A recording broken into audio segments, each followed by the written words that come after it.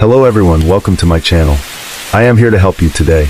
I know you use this video to fall asleep, so before that, like the video and subscribe to the channel. Also, where are you from and what time are you watching? Now get comfortable and relax. Case 1. On August 17th, police in Los Angeles, United States received a call from a man named Peng. Speaking in a panicked tone, he reported that his girlfriend and son showed no signs of life.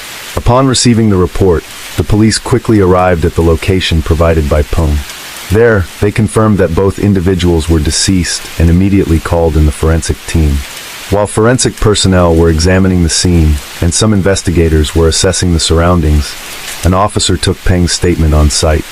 According to Peng, while at Kai Tak Airport in Hong Kong, he had called his girlfriend Ji in Los Angeles to inform her that he was flying to the United States to visit her. Peng shared that 5 months earlier, Ji had given birth to his child, so this time, he was traveling to the United States to visit both her and their son. During the phone call, Ji said she would bring their son to the airport to pick him up. However, when Peng arrived in Los Angeles, he saw no sign of his girlfriend. He waited for a while, but no one showed up, so he took a taxi to her apartment. Upon arriving at the apartment complex, Peng noticed Ji's red Honda parked in the garage, leading him to believe that she was and had simply forgotten to pick him up.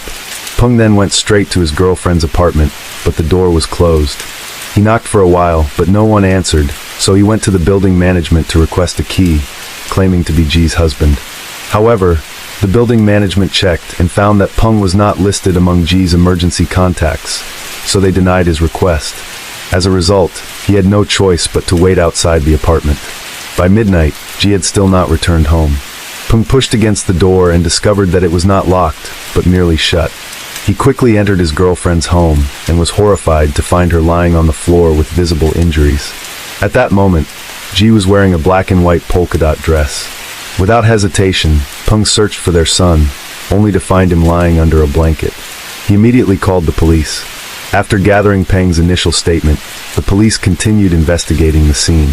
The forensic team also conducted examinations and confirmed that Ji and her son had passed away.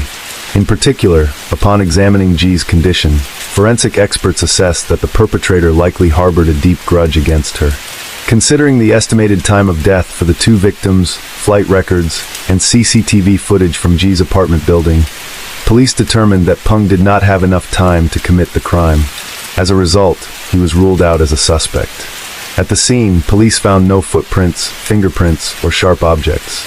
This heightened the pressure on investigators, as the case was not a simple one but involved two nations, the United States and China. Wasting no time, based on the information provided by Peng, the police sought assistance from the Chinese embassy in the United States to contact Ji's family. Upon hearing the news of their daughter's murder, Ji's parents were utterly shocked. Moreover, they were also surprised to learn that their daughter had a son. When meeting Ji's parents, Peng stated that he would cover all funeral expenses for his girlfriend and son. However, what they truly wanted was for the police to bring the perpetrator to justice. Who was the perpetrator, and why did they show no mercy even to Ji's son? Investigators raised many suspicions and began by thoroughly looking into Ji herself. They were surprised by her relationship with Peng. Ji was born in October 1967 in Qingdao, Shandong Province. Her father was a construction engineer, and her mother was a doctor. She had an older sister and a younger sister. Coming from an educated family and raised well by her parents, Ji was cheerful, confident, and well-liked from a young age. She was also a diligent person. At the age of 18, Ji was admitted to the chemistry department of a prestigious university, demonstrating her intelligence and talent.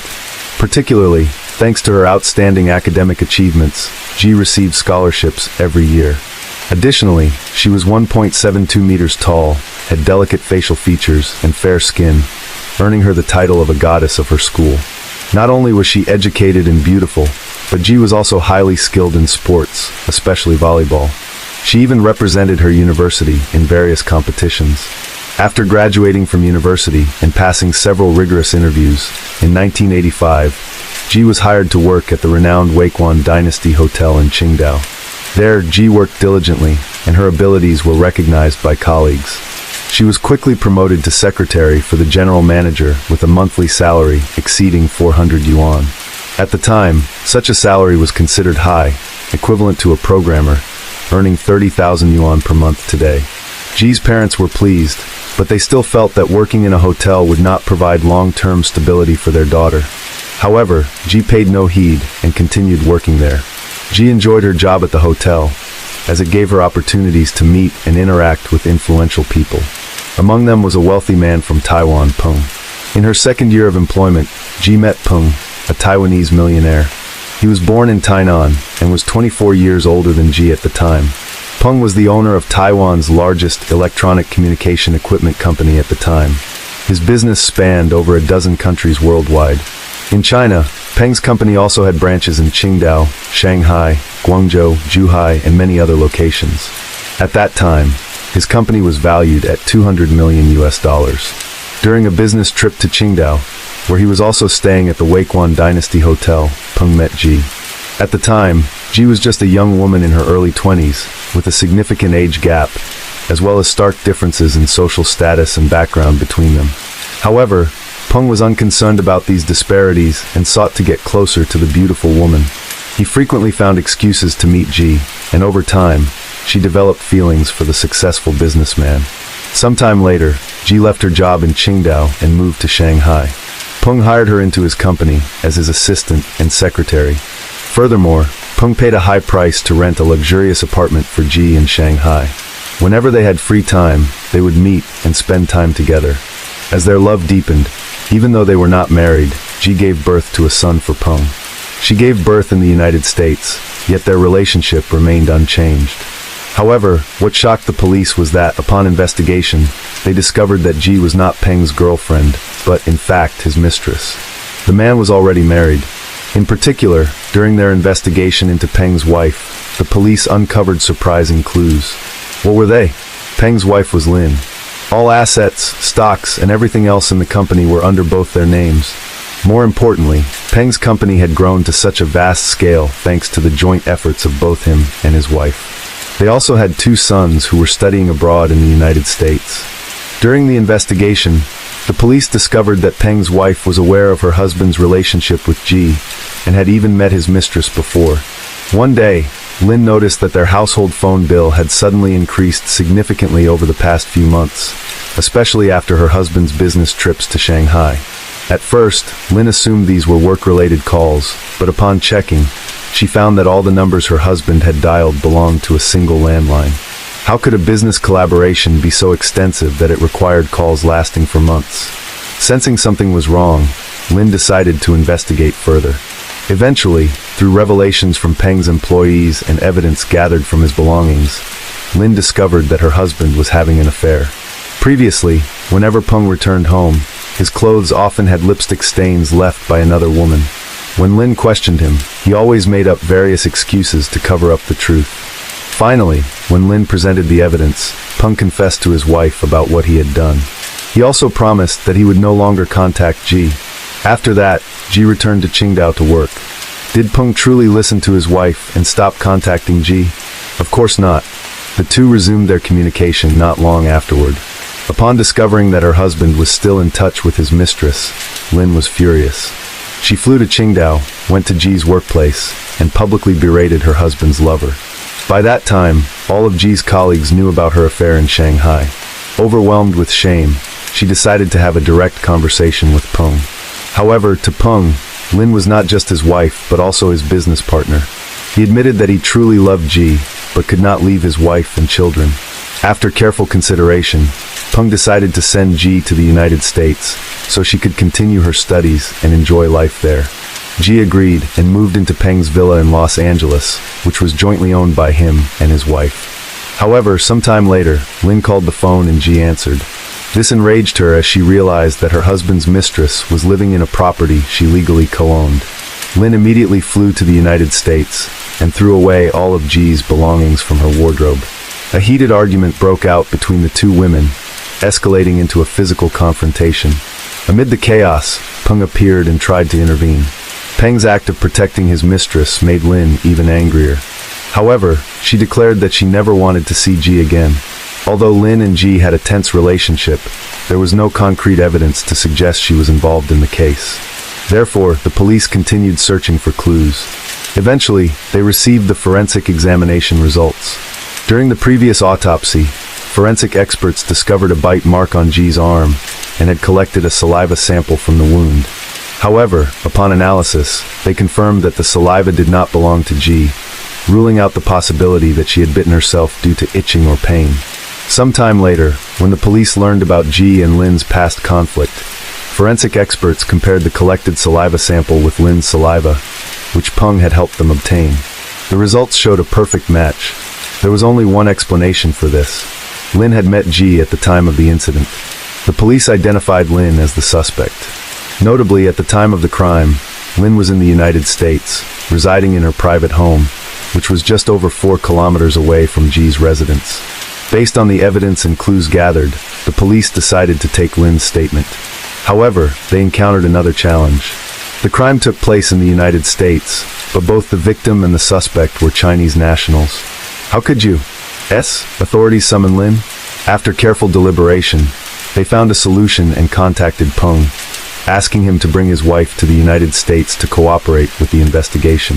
Upon receiving this news, Peng agreed to the police's request. He found a reason to bring his wife back to the United States, and then took her to the police station, catching her completely off guard. There, the police once again took a DNA sample from Lin to compare with the DNA found in the saliva sample. Ultimately, they confirmed that she was the suspect. However, what surprised many was that upon being detained, Lin quickly admitted to her actions. She stated that G had provoked her over the phone, and she could not endure it, leading to this outcome.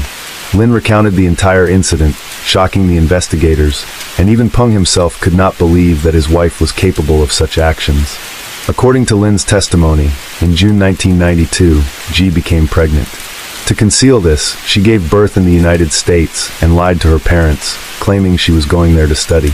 However, after becoming pregnant, G developed the thought of becoming Peng's legal wife. Influenced by traditional Chinese values, she was determined to push for this goal as soon as possible.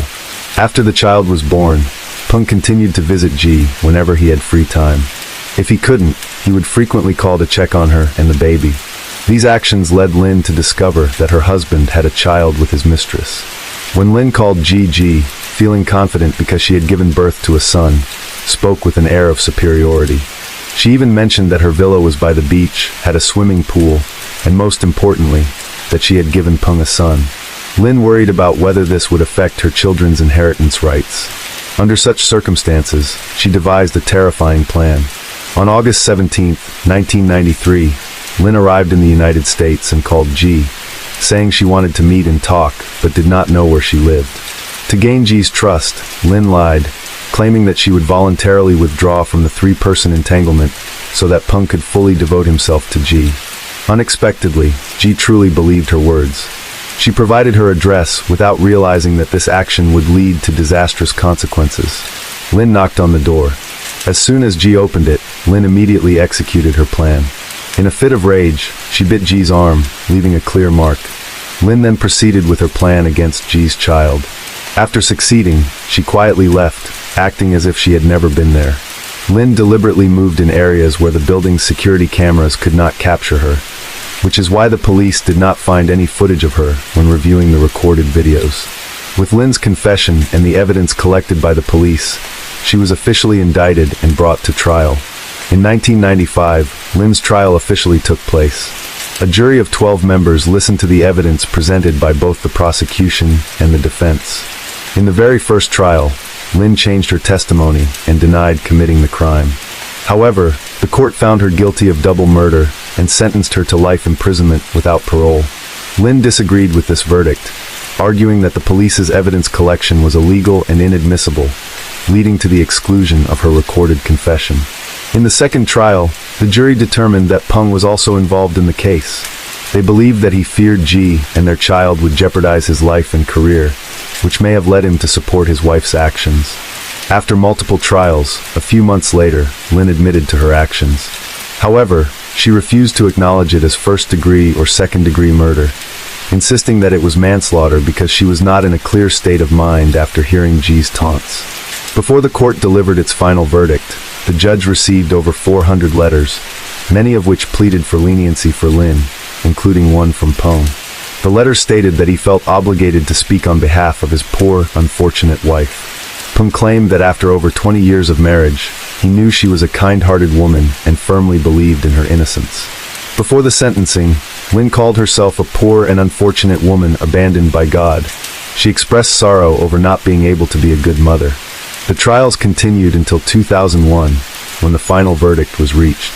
Lin was sentenced to 11 years in prison and would be deported after serving her sentence. However, since Lin was not an American citizen, and considering her good behavior in prison, she ultimately served only 7 years. This case sparked significant social reactions at the time.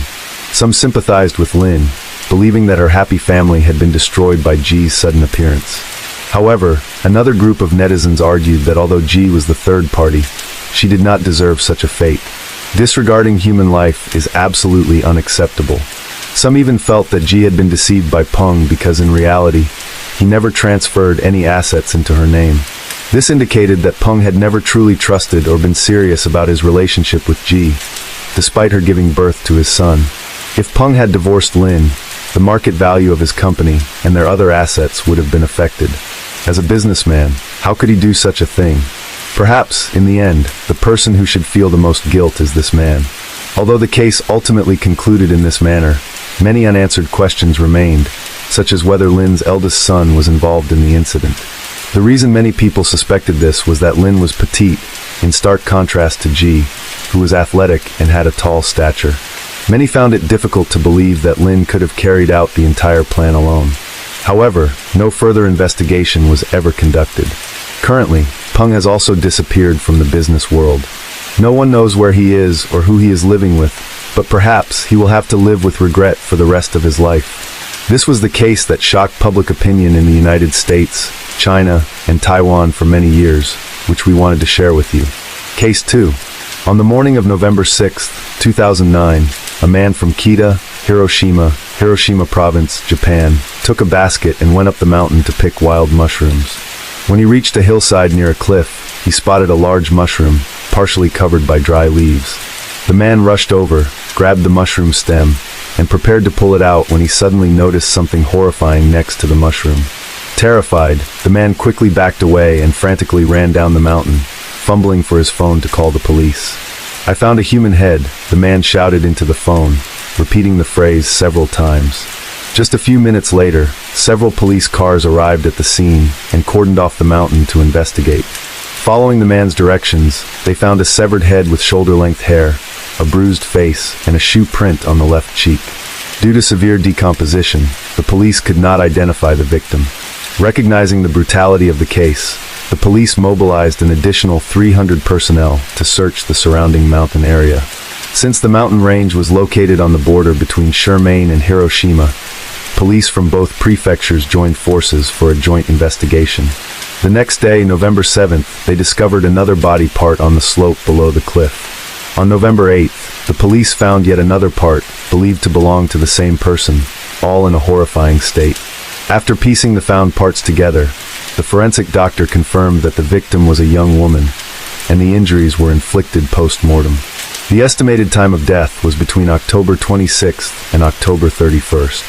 On November 9th, authorities found another body part, suggesting that the killer had scattered the victim's remains in the forest to avoid detection.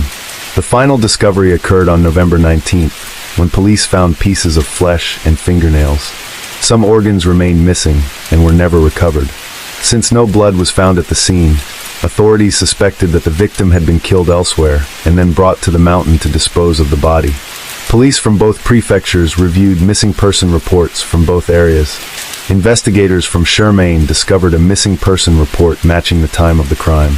19-year-old student Miyako Hiroka had been reported missing by her family on October 28th. After contacting Miyako's relatives to collect DNA samples, police confirmed that the dismembered parts found on the mountain belonged to the unfortunate student.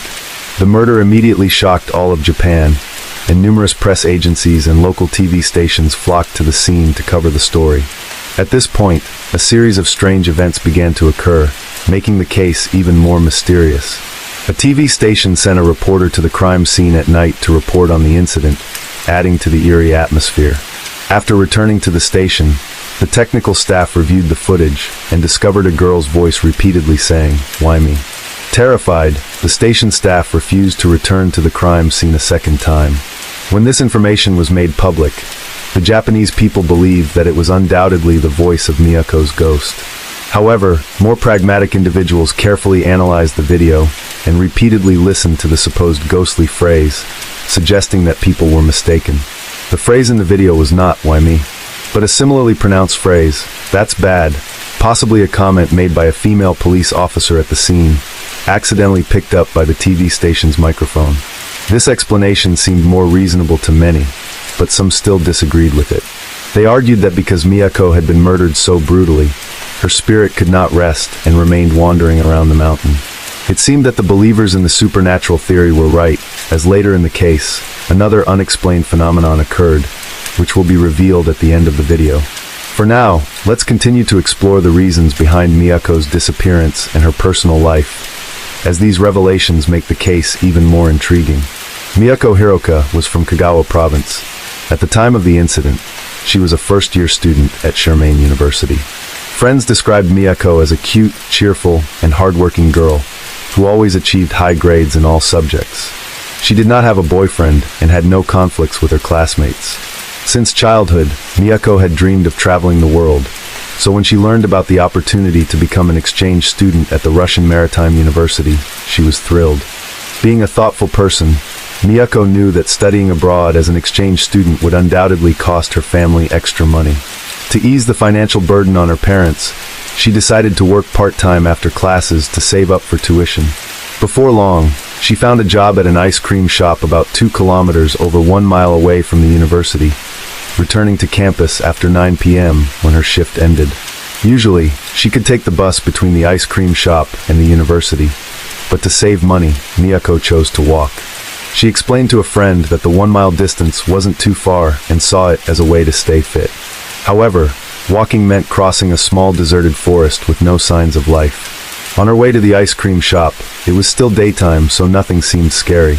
But after her shift, it was past 9 p.m. and the path through the dark forest became even more ominous. Fortunately, Miyako found another classmate who also worked part-time at a clothing store near the ice cream shop. Their work schedules nearly coincided, so they started walking together. Having a companion made her feel somewhat safer. However, those days didn't last long. Miyako's classmate soon found a new part-time job closer to the university and no longer needed to walk through the dark forest. Thus, Miyako had to walk alone through the forest at night to return to her dorm. According to later accounts from her friends, Miyako Haruka once confided that she felt very scared whenever she had to cross that small forest after work. Although her friends advised her to take the bus back to campus, Miyako didn't listen, wanting to save more money. In mid-October of the same year, the weather turned colder, and she told her friends that she planned to work at the ice cream shop only until the end of the month, then find a part-time job closer to campus. However, tragedy struck before she could change jobs. At around 9 p.m. on October 26th, Miyako finished her shift at the ice cream shop as usual and left the store. According to the ice cream shop staff, when she left she was carrying a trash bag, saying she would dispose of it on her way back. The police later retrieved security camera footage and found that she did indeed enter the path leading into the forest with the trash bag, but she never came out. None of the cameras along the surrounding streets recorded any trace of her afterward. The first person to notice Miyako's disappearance was the ice cream shop owner.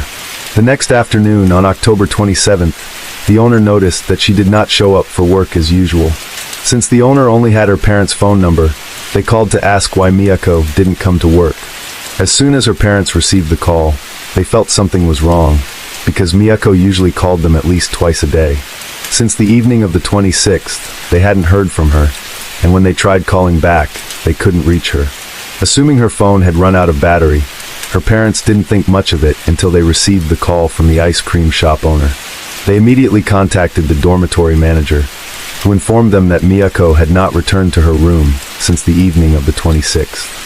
Her friends assumed she might have gone home, so they didn't report her absence. Sensing something was seriously wrong, her parents traveled from Kagawa to Shermaine to investigate. After confirming that their daughter was missing and unreachable, they reported her disappearance to the police on October 28th. After receiving the missing person report, the police continued their investigation, but since they couldn't confirm that Miyako had been murdered, the progress was slow. It wasn't until the man discovered the horrifying scene on November 6th, 11 days after Miyako's disappearance, that her case turned into a shocking murder investigation. Determining that this was a high-priority case that needed to be solved immediately to avoid public panic, the police focused on the small forest where Miyako disappeared. It was highly likely that she was stalked and subdued by the perpetrator right in the forest, and then taken away by car.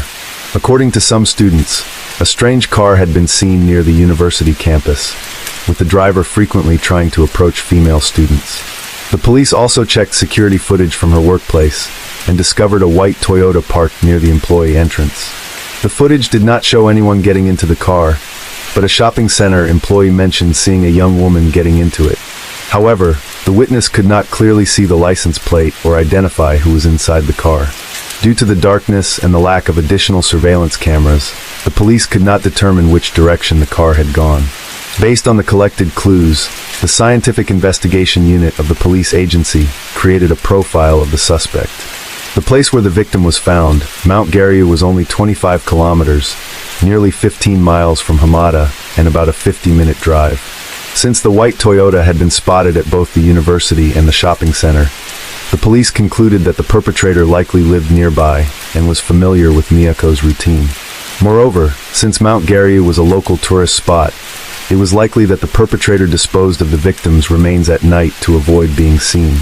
They speculated that the suspect probably lived alone and was between 20 and 40 years old, as handling the victim would have required significant physical strength. Despite sketching out these details, finding the perpetrator was not easy. The police checked all traffic cameras along the route and even used license plate recognition software, but found no results. After some time investigating, the police almost ruled out the possibility that the perpetrator was someone familiar. They concluded that this was likely a random crime targeting Miyako by a stranger. Therefore, an investigative team conducted interrogations with local hunters, surgeons, and the victim's lecturers. Customers of local video rental shops, especially those who bought horror movies, were also investigated. They also visited all meat shops to question recent customers who had purchased sharp knives. The police also searched abandoned houses near the crime scene for clues, but found nothing. As the case dragged on without being solved, causing severe impacts, local residents and students became extremely anxious, continuously urging the police to solve the case quickly. However, the police had no leads whatsoever and could only increase patrols and remind people to stay safe. Chimain University, where the victim studied, even issued a notice requiring students and lecturers not to walk alone at night. At the same time, the dormitory curfew was moved earlier from midnight to 10 p.m. However, as long as the perpetrator remained at large, the fear in everyone's hearts could not be dispelled. Meanwhile, mixed rumors began to spread, and the Miyako Haruka case gradually became fabricated into a terrifying legend. At this point, the pressure on the police grew increasingly intense, but despite their efforts, they were still unable to make any breakthroughs in the investigation. At the end of February 2010, the police began distributing flyers, posters, and information sheets, calling on the public to provide any information that could help the investigation. At the same time, the authorities offered a reward of 3 million yen, $20,000 for any clue leading to the suspect's arrest.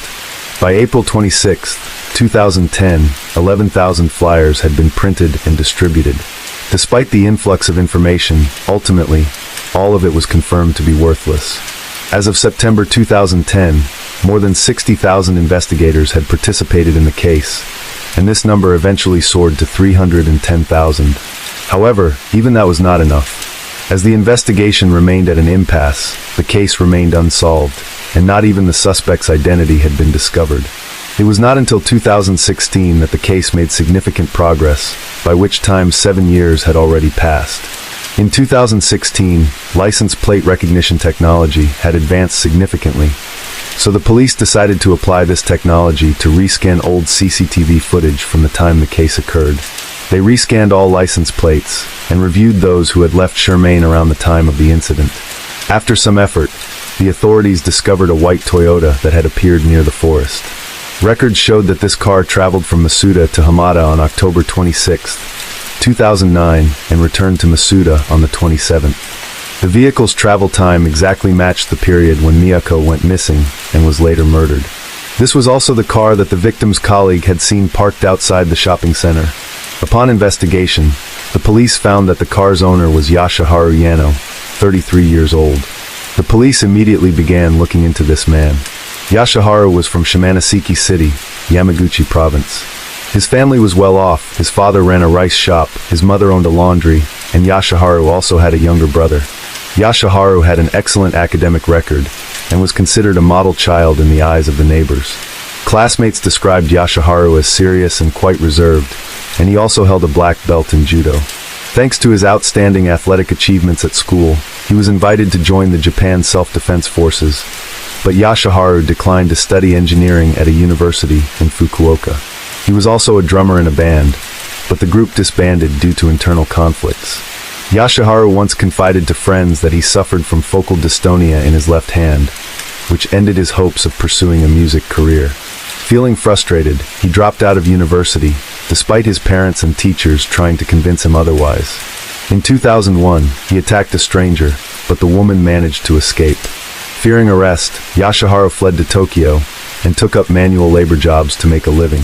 There, he remained obsessed with women and continued stalking potential victims.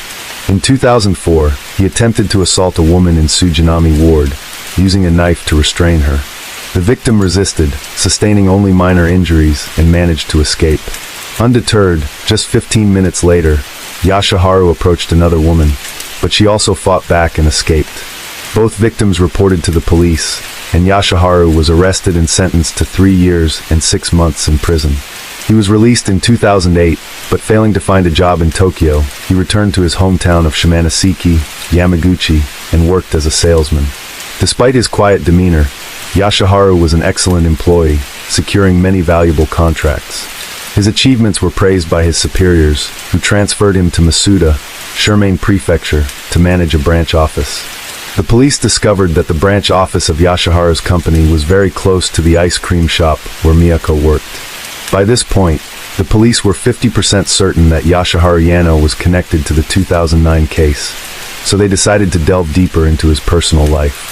Friends said that despite his success, Yasuharu still isolated himself from others. He lacked the confidence to approach women, instead posting on dating sites, but unfortunately receiving no responses. When checking his social media activity, they found that on September 12, 2009, Yasuharu posted a photo of beef at a supermarket with the caption "cow carcass." He also shared scenes from his favorite movies, which were extremely gruesome. Colleagues also mentioned that Yasuharu frequently complained about life and was almost always in a state of tension. However, what made the police most suspicious was his behavior before and after Miyako's murder. On October 27th, he met with his boss to request leave and told a colleague that he had done something terrible. On November 6th, Yasuharu requested additional leave for November 7th and 8th to return to his hometown with his family to visit his father's grave. This was when the police discovered the shocking and eerie twist in the case. Yasuharu had died in a traffic accident just 2 days after the police found Miyako's body. On November 8th, 2009 rescue teams in Mine, Yamaguchi received a report about a traffic accident on the highway. A white Toyota crashed into the guardrail and burst into flames. When rescue forces arrived, they found the car burned to the frame, with 2 people dead inside. Based on scattered documents on the road and DNA testing, the police confirmed that the victims were Yasuharu Yano and his mother. According to witnesses, for some reason, the car Yasuharu was driving continuously scraped against the roadside guardrail. The front hood quickly emitted white smoke, and not long after the car stopped, it caught fire. However, no one inside the car tried to escape. Why didn't they get out? Were they trapped or unconscious? Investigators at the time were completely baffled. They also found that from the moment the car started scraping the guardrail to when it came to a complete stop, there were no signs of sudden braking.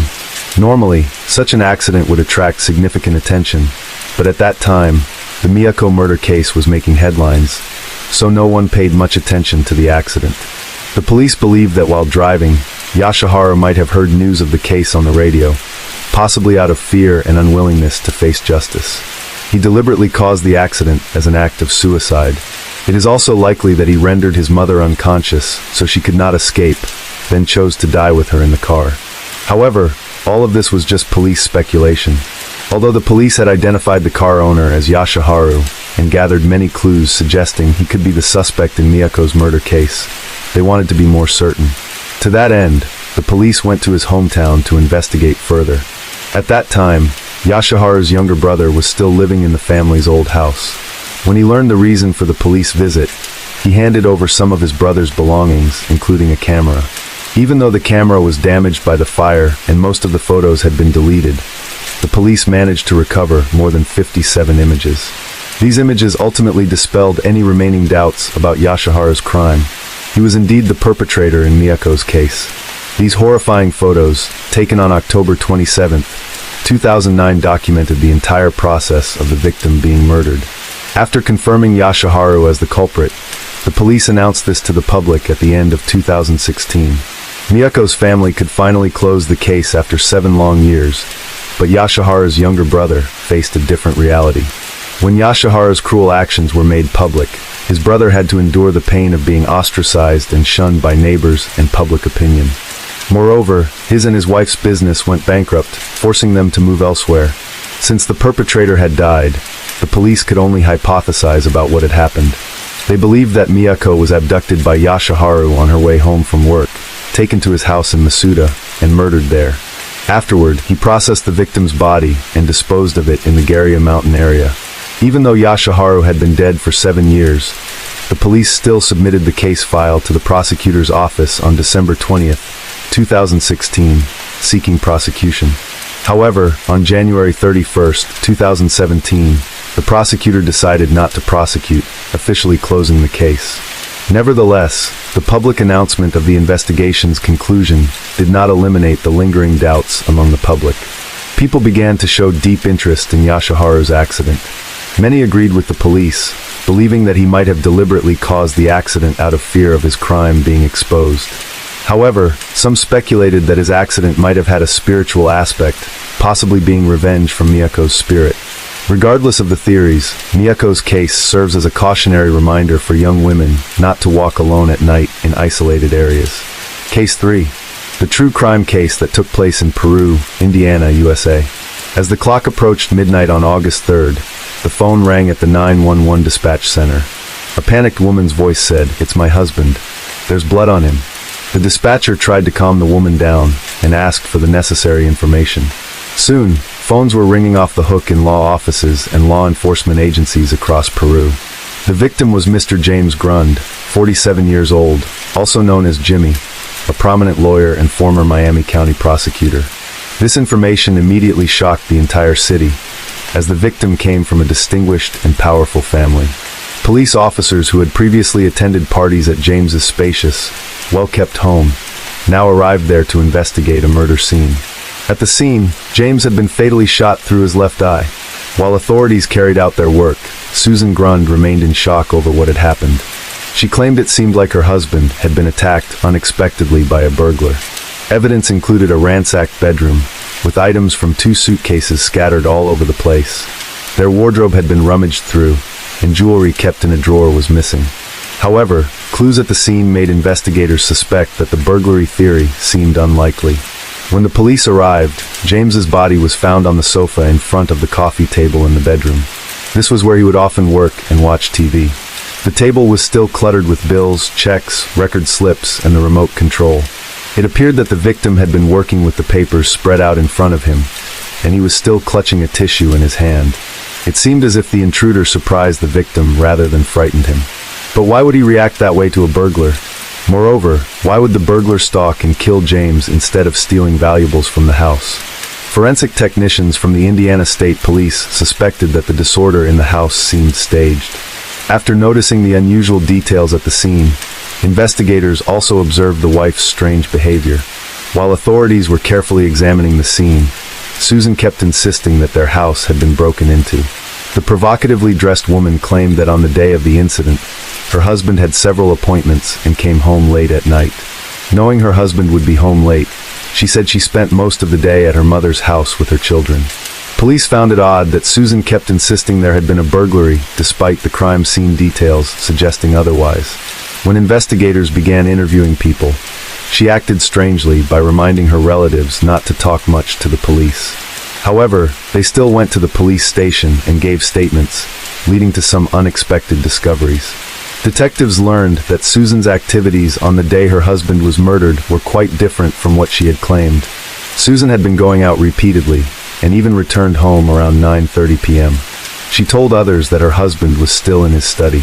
Moreover, on the night of the incident, when her daughter tried to enter the room to wish her father good night, Susan stopped her and said that James had already gone to sleep. A while later, she entered the room, discovered her husband had been murdered, and called the police. With her extremely odd behavior, detectives immediately suspected the widow. Investigating the victim's marital relationship, detectives received surprising testimonies from the lawyer's friends. One friend revealed that James had bitterly complained to him about his marriage. The couple frequently argued both at home and in public, not about Susan's affairs, but about her extravagant spending habits. Clothes, jewelry, lingerie, cars, all the expensive things Susan spent money on made James feel trapped with a wife who didn't love him. Worse yet, James had come to a serious conclusion that he was merely a tool for his wife. He realized that Susan didn't love him at all, but was only attracted to the Grund family's reputation and status. Feeling abandoned and unloved, James decided to take action. In mid-July, he met with a fellow lawyer in Peru, requesting to start divorce proceedings. However, he decided to wait until Susan and her 2 children returned from their long vacation in Alaska before officially filing. During that trip, James informed Susan of his decision. The family returned to the city on August 1st, and just 2 days later, James was murdered. From these clues, police decided to investigate Susan and uncovered shocking revelations about the woman. Susan Grund was born as Sue Ann Sanders in 1958 in a poor rural area. Since childhood, Sue Ann had wanted to escape her background, so she changed her name to Susan, a name that didn't sound as countrified as Sue Ann. As she grew older, Susan became a beautiful, charming young woman with a radiant smile and a slender figure. To men, Susan was the ideal type for one night stands rather than a wife. At 17, Susan dropped out of school and moved to the central city of Kokomo, Indiana, 20 miles away. There, she met a local rock and roll musician named Ronnie Lovell and quickly started dating him. The two married just weeks after meeting in 1975. Despite being married, Susan had unusual sexual desires and was willing to have affairs with other men. This woman seemed unable to control her own urges. One of her lovers was Gary Campbell, a 24-year-old cowboy who made a living as a truck driver. When her husband found out, she quickly divorced him and moved in with her lover. The two married in 1979. A few months after the wedding, she gave birth to a son for Gary, and they named the boy Jacob. However, this second marriage quickly followed the same disastrous path as the first. She freely went to bars, sought out men for dates, and even slept with multiple partners at once. Whenever she felt the urge, she would immediately find any man to satisfy her needs, regardless of where she was. If her desires peaked, the woman was willing to drag a man to a parking lot or some secluded corner to have sex. Discovering that his wife hadn't abandoned her promiscuous ways and was prone to sudden outbursts of anger, Gary decided to divorce her. Most friends knew Susan was a sex addict who frequently slept with men to fulfill her cravings. This woman seemed unable to live without men, even for a minute. Not long after divorcing her second husband, Susan met Tom Whited, a former Army captain with a college degree. Tom's wife had passed away from cancer, leaving him and his son Tommy in a spacious, beautiful home gifted by his father-in-law. Knowing Tom was wealthy and backed by his late wife's father, who supported one of the city's most successful businesses, Susan was determined not to miss this opportunity. Seeing Tom's interest in Susan, his father-in-law warned him that his wife had only been gone for 6 months, and that Susan was a divorced woman with a complicated past. But nothing could stop the two from being together, and Susan gained custody of Jacob after divorcing her second husband. At just 24 years old, she had already been married 3 times and had a new surname, Susan Sanders Lovell Campbell Whited. Since both of their sons were 3 years old, Susan would tell new neighbors they were twins rather than explaining their complicated family dynamics. A few months after Tom Whited married Susan, his son Tommy was admitted to an Oklahoma City hospital with a skull fracture and brain swelling. Tearfully, she explained to her husband that Tommy had fallen and hit his head while he was away. But Tommy told a different story. When a nurse asked him what had happened, he candidly replied, "Mom hit me." In a place like Oklahoma City, in 1983, child abuse was still often considered a family matter rather than a criminal offense. As a result, the nurse didn't report it to the police. Instead, it was treated as a private family issue. Consequently, Tommy was returned to Susan's care after spending a few days in the hospital. However, from that point on, friends of Tommy's late mother began to suspect Susan had done something to turn the once cheerful, energetic boy into a timid, fearful child after his father remarried. Tommy also once told his late mother's best friend that Susan had hit him on the head. The boy also revealed that while Jacob was allowed to move freely around the house all day, Susan forced him to sit in front of the TV and exercise along with the Richard Simmons show. 4 months later, in May 1983, Tommy returned to the hospital unconscious and suffering from a brain hemorrhage. Susan claimed that Tommy had fallen out of a stroller and hit his head on concrete. According to her, he was the clumsiest boy in America. However, this time, doctors didn't believe her story after discovering bruises on Tommy's head, body, and limbs, along with several cigarette burns. Police immediately charged Susan after her own son tearfully confessed that his mother frequently beat Tommy for no reason. Tommy suffered brain damage and was left bedridden due to the brain injury caused by his stepmother. However, this cruel stepmother was only sentenced to 5 years of probation, which outraged many people. Tommy's grandfather was furious and blamed his foolish son-in-law for failing to see the evil in his new wife. Tommy's care was entrusted to his grandfather, while Susan's son Jacob was placed under the custody of his biological father, her ex-husband. What angered people even more was that Tom still seemed infatuated with his wife, even after his son had been abused. A close friend revealed that after the incident, the couple continued to sleep together daily. This caused Tom to be scorned and shunned by all his family and friends. Only after facing public criticism and condemnation did he finally realize Susan's true nature and call her the biggest liar in the world. After divorcing Tom, Susan decided to return to her hometown in the city of Peru in the summer of 1984. At that time, she was 3 months pregnant with Tom Whitehead's daughter. Being in her 20s and highly attractive to men, Susan didn't consider pregnancy much of an issue. She continued meeting various men and sleeping with them to satisfy her desires. One night at a local bar, she happened to meet James Grund. The Grund family was a well-known name in the legal circles of Peru and Miami County. For generations, members of the Grund family had held prominent positions in the local legal system. James Grund himself was destined to follow the family's path, having studied law at Indiana University. James served as the county's top prosecutor for 4 years, from 1978 to 1982, when his father retired. In addition to his illustrious career, he also owned a bar in the city. He held a pilot's license and enjoyed fishing with friends in his spare time. After divorcing his wife, James continued living with her, partly for the sake of their children and partly for financial reasons. James started dating Susan in the summer of 1984 after meeting her at the bar. He found her beautiful and charming, unaware that she was pregnant. Seeing that James was wealthy and well-known, Susan immediately seduced him and lured him into her web of romance. Moreover, she didn't want to raise her child alone while being penniless. A few months after they met, Susan gave birth to a daughter named Tenelle, and she also regained custody of Jacob from her second husband. The couple later moved to Florida and got married on a beach. At the time, James was overwhelmed with happiness, feeling fortunate to have married a young, attractive wife. In the summer of 1986, James, Susan, and her 2 children moved into a luxurious mansion in the city of Peru, purchased at an extravagant price. James even opened a large fashion boutique for Susan in the city center. Susan seemed to have everything she wanted, a wealthy, upper-class lifestyle, far removed from her impoverished childhood. Yet that wasn't enough for her, as her insatiable desires flared up once again. After moving to her new home, Susan suddenly became the hostess of lavish barbecues and cocktail parties. She even participated in the Mrs. Indiana America beauty pageant in Indianapolis in 1989. As she entered her 30s, Susan still maintained her youthful and alluring appearance. With a slender figure, she confidently flaunted her body in revealing outfits from top fashion designers. Every time James went fishing or traveled for work, she never forgot to slip seductive photos of herself into his bag. But James wasn't the only one receiving those photos.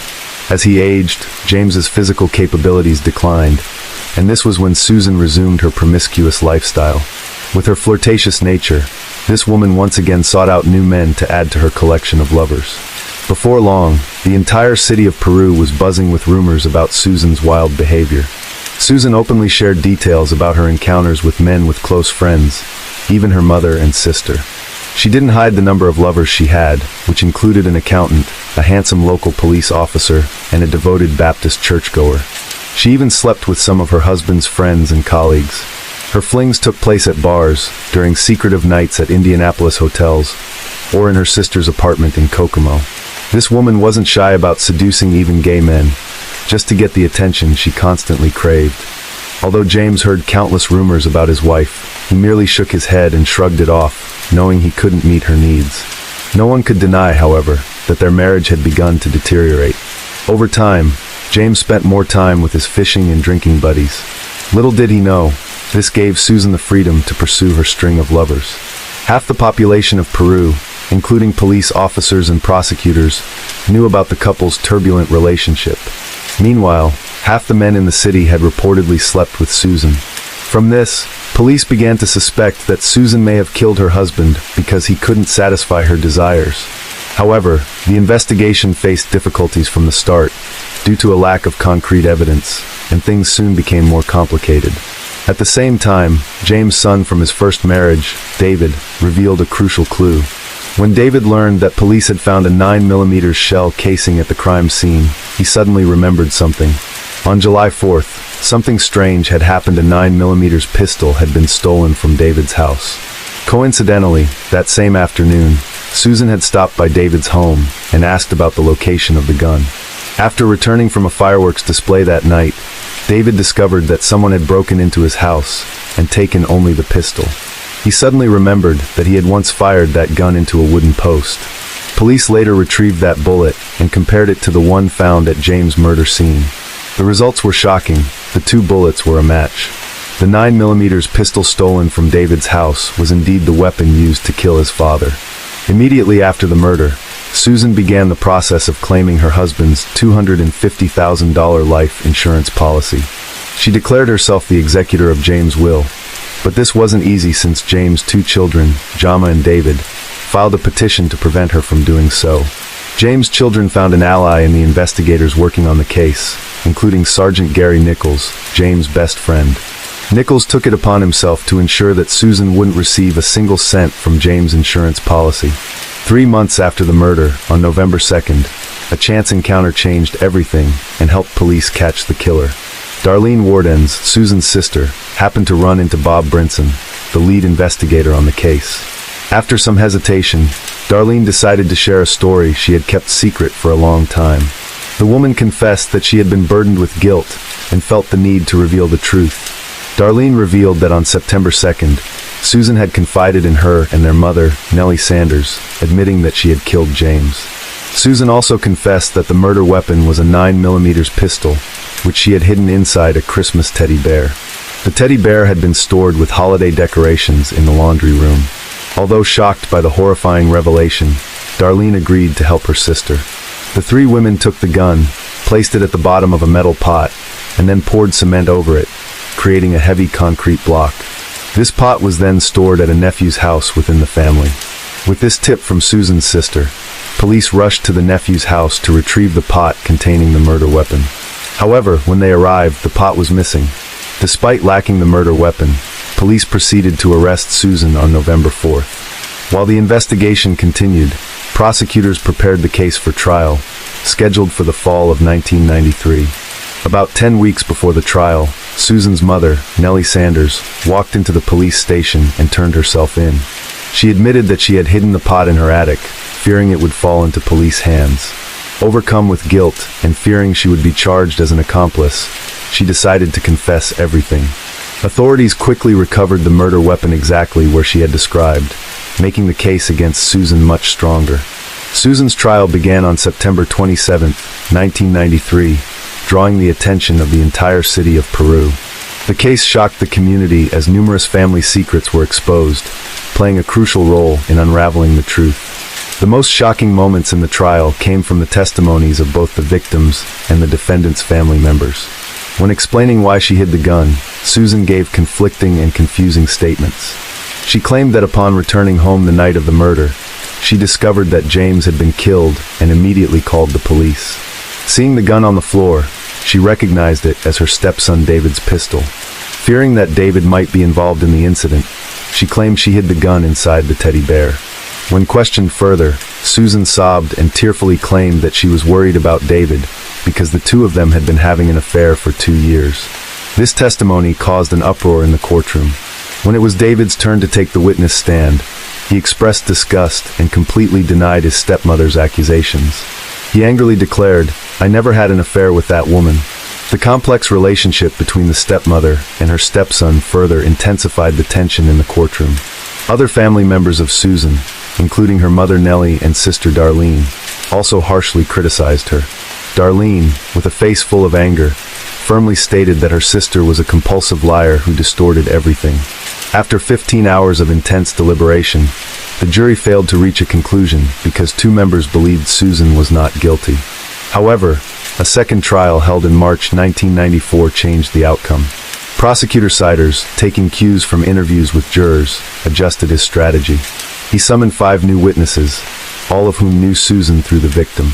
Each witness delivered the same clear message: she was a pathological liar. However, Susan's defense attorney argued that her relationship with David should not have been exploited further, as no one could provide evidence that the two had an affair. Nevertheless, Prosecutor Siders' strategy prevailed. On March 23, 1994, the jury found Susan guilty of murdering her husband. 3 weeks later, she was sentenced to 60 years in prison for her calculated, cold-blooded actions. Despite her conviction, Susan continued to insist on her innocence. Susan's 2 children, Jacob and Tenelle, were placed in the care of James' sister, Jane, and her husband, Fred Allen. After serving 15 years at the Indiana Women's Prison, Susan turned 50 in 2008. The woman is eligible for parole in 2025 when she turns 67. However, many believe Susan's chances of parole may face obstacles due to her stepson. In 1997, David completed his law degree and began practicing family law in Peru alongside his grandfather. Having once been falsely accused by his stepmother of both having an affair with her and murdering his father, David is unlikely to let her gain her freedom easily. The story of the woman who slept with half the men in town, murdered her husband, and falsely accused her stepson has now come to an end. /video. Case 4. In early 2014, British police stumbled upon one of the darkest corners of the internet, a dark website called Scream. This wasn't just a gathering place for perverts. It was a den of evil where thousands of criminals exchanged vile and disturbing content involving children. Recognizing the severity of the situation, the UK's National Crime Agency immediately partnered with the FBI to track down the site's operators and core members. But this was no easy task. The perpetrators were highly skilled at hiding, using sophisticated encryption layers that made tracing their footprints nearly impossible. Until April 2015, among thousands of horrific posts on the forum, one username stood out: 666devil. He wasn't just an active member, but also a terrifying manipulator. He boldly used a profile picture of an innocent little girl with a chilling caption, "This is my daughter." But what shocked the police even more was his next message: "I'm planning Hell Week. Suggest what I should do to her." He was plotting to torture a child, and the police had to act before it was too late. A race against time began. The NCA urgently attempted to identify the little girl in the photo by tracing the email account linked to 666devil. The first clue emerged when a user with the same profile picture had posted an ad on the Gumtree website seeking to buy a special doll. The police later confirmed that this account belonged to the mother of the girl in the photo. The mother revealed that after her post, a woman claiming to be named Liz contacted her, offering to send a free doll. But this woman had an unusual request: "I want to be sure the doll reaches your daughter. Could you send me a photo of her holding a sign that says, 'I love SB'?" The mother, suspecting nothing, took a photo of her daughter in pajamas, holding the sign, and sent it. But the mother had no idea that SB stood for Scream, a forum filled with explicit content. A few days later, Liz continued demanding more pictures of the little girl. At this point, the mother felt uneasy and immediately reported the matter to Gumtree.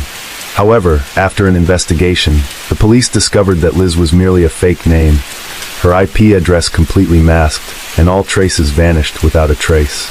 Recognizing the extreme danger of this organization, in August 2015, an international task force involving the UK, the US, Israel, and Slovenia was formed to track down and expose those behind this dark website. Yet despite 2 years of relentless pursuit, the criminals remained elusive, expertly concealing their identities. In March 2017, the first breakthrough emerged. Intelligence agencies discovered a suspicious name linked to an address in Birmingham, England, Matthew Falder. On June 21, 2017, the police raided Falder's home on Harborne Road. During the search, they found 2 computers in his bedroom, but the most horrifying discovery was yet to come. Upon decrypting the devices, the police were stunned by what they uncovered: 14,000 explicit images and 1,251 child videos. These pieces of evidence confirmed that Falder was not just a member, but one of the most ruthless leaders of Scream. However, the police faced an even greater shock when they uncovered the true identity of this monster in disguise. Matthew Falder was not just an ordinary criminal. He was a distinguished geophysics Doctor of Philosophy holder, a respected lecturer at Cambridge University, one of the most prestigious institutions in the UK. Matthew Falder was born on October 24, 1988, in Manchester, England, into a wealthy and influential family. His father, Stephen Falder, was the head of HMG Paints, the largest independent paint manufacturer in the United Kingdom. Raised in luxury, Falder had everything any child could ever wish for: a privileged upbringing, elite education, and a bright future without having to endure any hardships. From an early age, Falder displayed the traits of a prodigy. He studied at King's School, one of the most prestigious private schools in Macclesfield, reserved for the most outstanding students. Falder wasn't just smart, he was among the top performers, consistently achieving perfect scores in science subjects. Thanks to his exceptional academic achievements, he easily secured a place at Cambridge University, one of the most prestigious institutions in the UK, renowned for producing some of the world's greatest minds. At Cambridge, Falder quickly established himself as an outstanding student. One professor even described him as one of the best students I have ever taught. Not only was Falder academically gifted, but he also cultivated an image of a confident, humorous, and charming young man. He knew how to make an impression with witty stories. To his friends and professors, Matthew Falder appeared completely harmless, a man with the persona of a friendly, likable genius. On social media, Falder frequently posted about his interests in dinosaurs, baking, table tennis, and 3D printing. He shared selfies, crossword puzzles, and even asked seemingly innocent questions like, "How do I upload high-quality videos online?" But no one knew that this was merely the surface of a nightmare that was gradually unfolding. It was at Cambridge that Falder's twisted behavior first emerged. Falder secretly installed hidden cameras in the bathroom of his shared house, recording private moments of his female housemates without their knowledge. He discreetly observed, filmed, and kept those videos as his twisted trophies. But that wasn't enough. Falder wanted more. On his 21st birthday, he rented a large vehicle to transport a group of friends from Cambridge to his family home. In the cheerful party atmosphere, no one suspected that the host of the event was a predator lurking in the shadows. While everyone else was busy having fun, drinking, and dancing, Falder quietly crept into dark corners, secretly taking inappropriate photos of the girls he had invited. However, that was only the beginning. Secret filming or covert surveillance wasn't enough to satisfy the twisted mind inside him. Falder wanted more. He wanted control. He wanted dominance. He wanted to turn innocent people into puppets in his hands. And thus, a sophisticated, ruthless scheme was born. With the mind of a genius, Falder created a fake identity named Liz, a gentle, trustworthy freelance artist. He lurked on social media platforms, searching for vulnerable victims. Platforms like Gumtree and Facebook became his ideal playground, where with just a fake account, he could begin his plan. Under the guise of Liz, he offered babysitting or pet care jobs with the promise of paying up to £4,000, a sum too tempting to refuse. But the only condition was they had to send nude photos, as he claimed to need material for artistic drawings. He persuaded his victims with sweet words, but that was just a perfect lie. Once the first photos were sent, Falder's mask fell. With his exceptional computer skills, he immediately tracked down the victims' real identities, their names, addresses, workplaces, schools, and even their relatives. And then, he unleashed an even more ruthless weapon: blackmail. The psychological torment began. The innocent victims fell into a desperate spiral, forced to send more photos, more explicit, more degrading. Young girls, thinking that satisfying him would make it all end, only to find that hell was just beginning. He pushed their humiliation to a new level, forcing them to take pictures holding signs that shamed themselves. Not stopping there, he even made them record videos performing unspeakably disgusting acts, just to satisfy his twisted desires.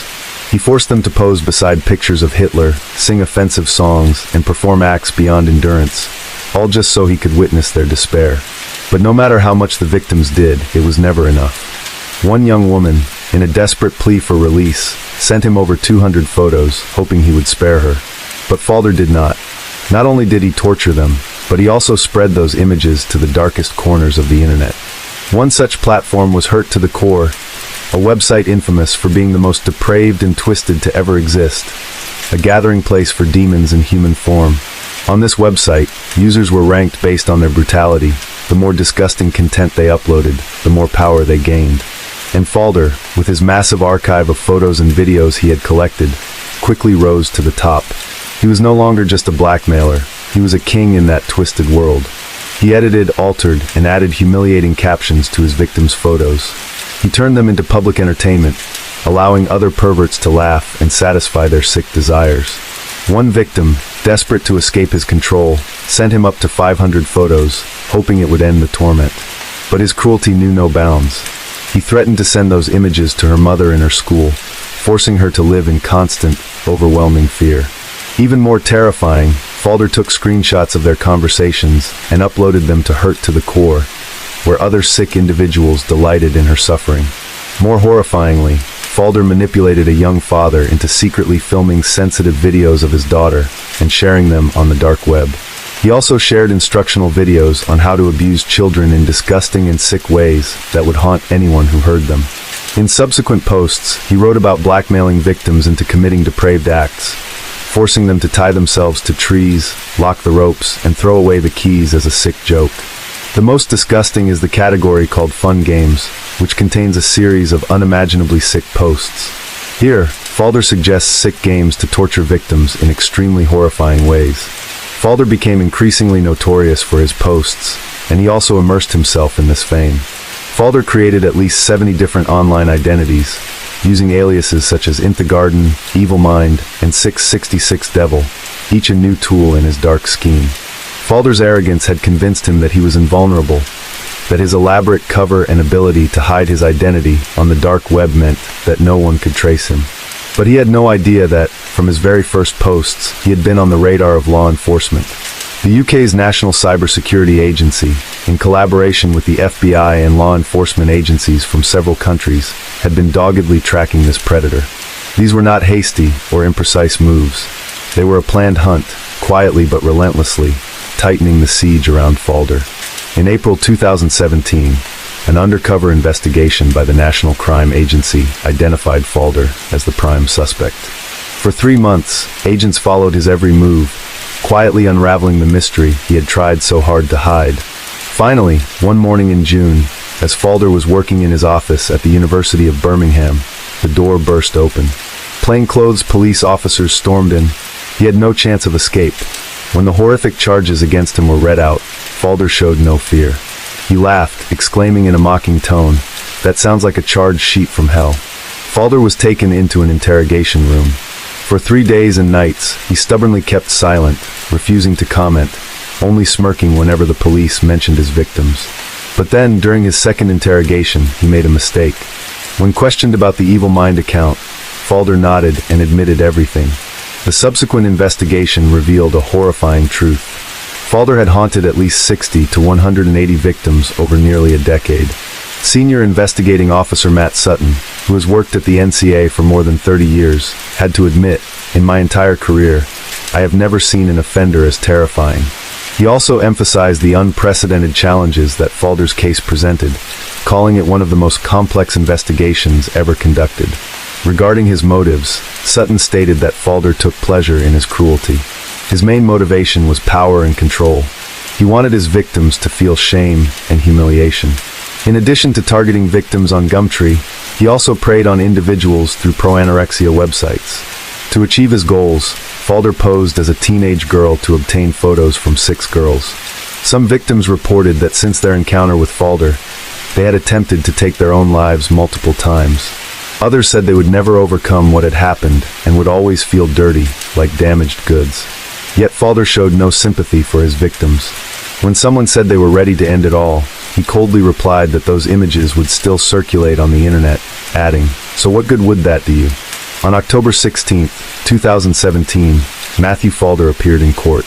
The atmosphere in the courtroom was suffocatingly tense.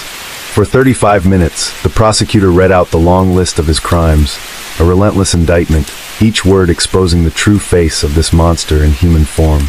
The courtroom fell silent, but the man in the dock remained motionless. Falder showed no remorse. He just sat there, emotionless, as if he had never inflicted pain on anyone. Phil McKay, a BBC journalist with 25 years of experience covering trials, admitted that he had never witnessed a case as horrifying as Falder's. On February 17, 2018, the final verdict for Matthew Falder was announced. A landmark sentence, 32 years in prison, plus an additional 6 years on extended license. In the silent courtroom, the judge looked directly at him, unable to hide his disgust. "You are not merely an abuser. You are an internet murderer." No victim had died in the traditional sense, but what Falder had done had destroyed many lives. He had killed trust, killed peace, and killed the will to live in innocent people.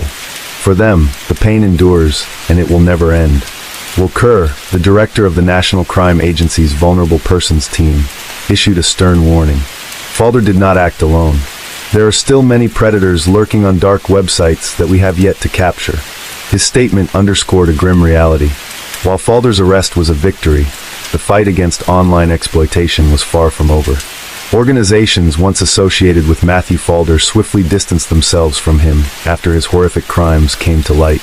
The University of Cambridge expressed outrage and took the rare step of actively seeking to revoke his degree.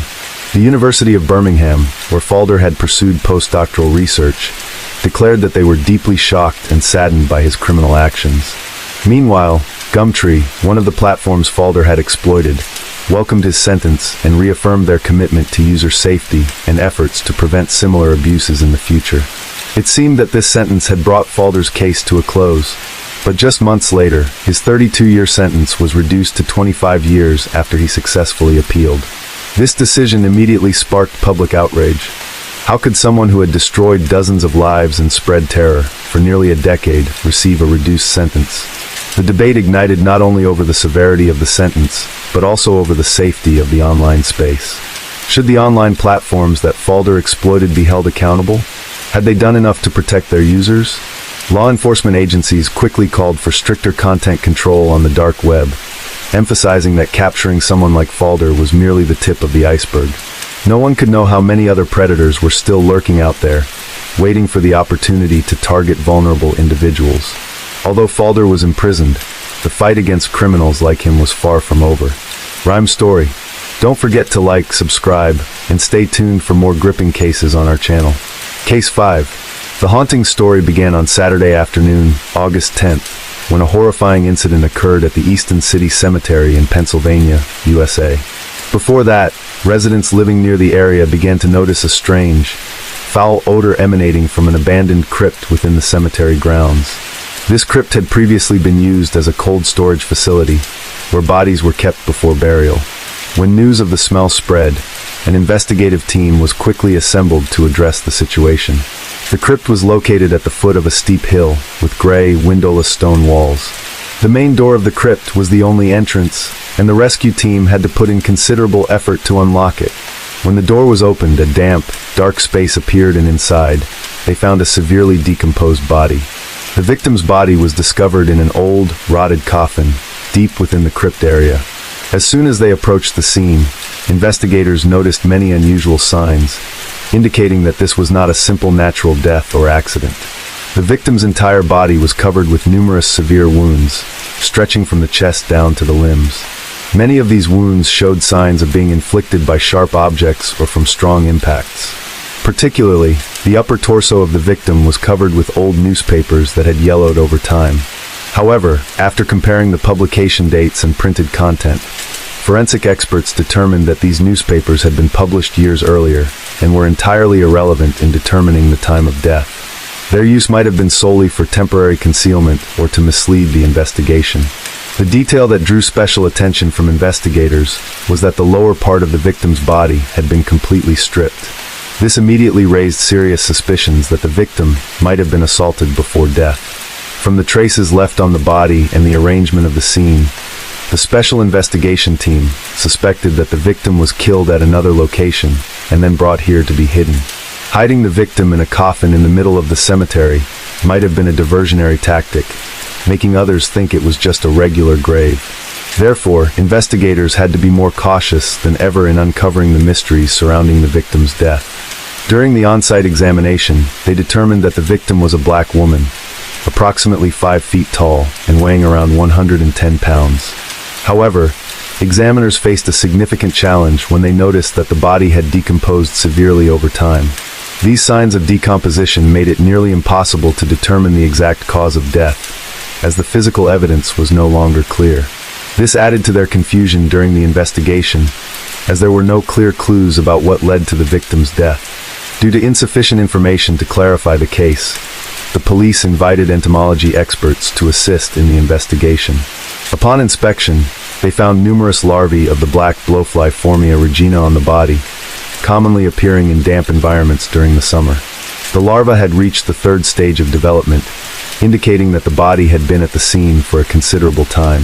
After comparing the species' development cycle with the temperature inside the crypt, experts determined that the victim's death likely occurred between July 27th and 29th. The police immediately reviewed missing person reports filed during that period to find clues.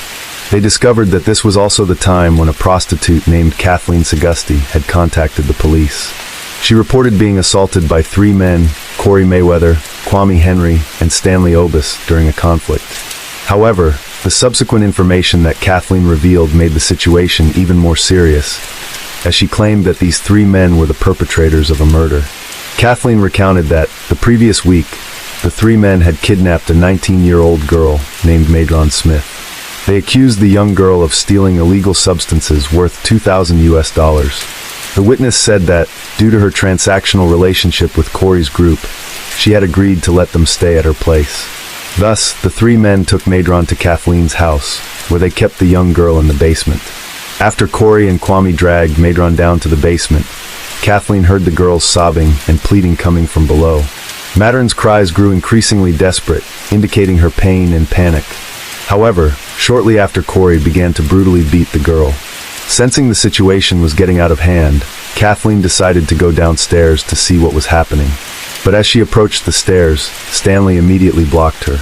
Not only did he stand in her way, but he also pulled out a sharp knife and quickly stabbed Kathleen's hand, causing her pain and preventing her from moving down to the basement. Meanwhile, Madron's pleas grew fainter, but they still didn't stop. After about 40 minutes, the girl's cries suddenly ceased, making Kathleen fearful, but she had no idea what was happening below. A while later, the 3 men together carried a large sack out of the basement and left Kathleen's house. With these clear signs, Kathleen believed that Madron had been brutally tortured and ultimately killed by these thugs. The feeling of unease and fear made Kathleen unable to stop thinking about what had happened to the young girl, and she decided to report the incident to the police, hoping that the truth would be revealed. In the past, the police had often faced difficulties due to inaccurate or fabricated statements from sex workers, making them increasingly cautious when handling such sources of information.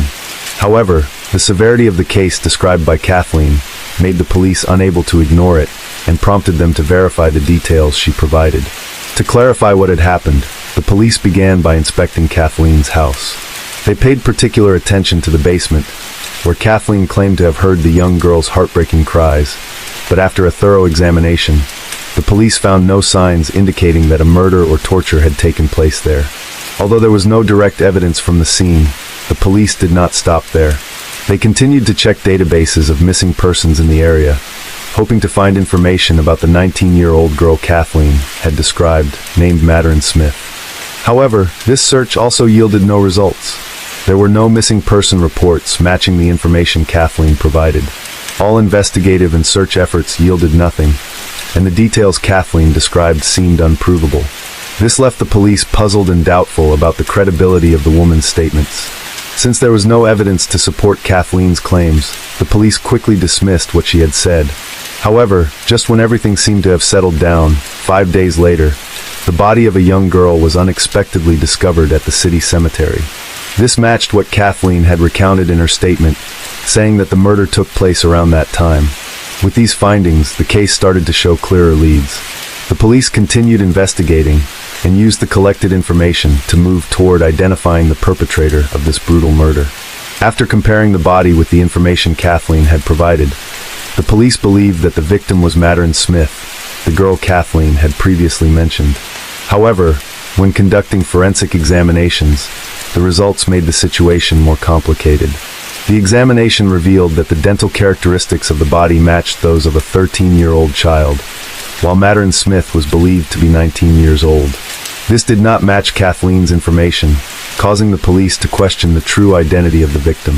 To accurately determine the victim's identity, investigators expanded their search, checking missing person databases across the United States.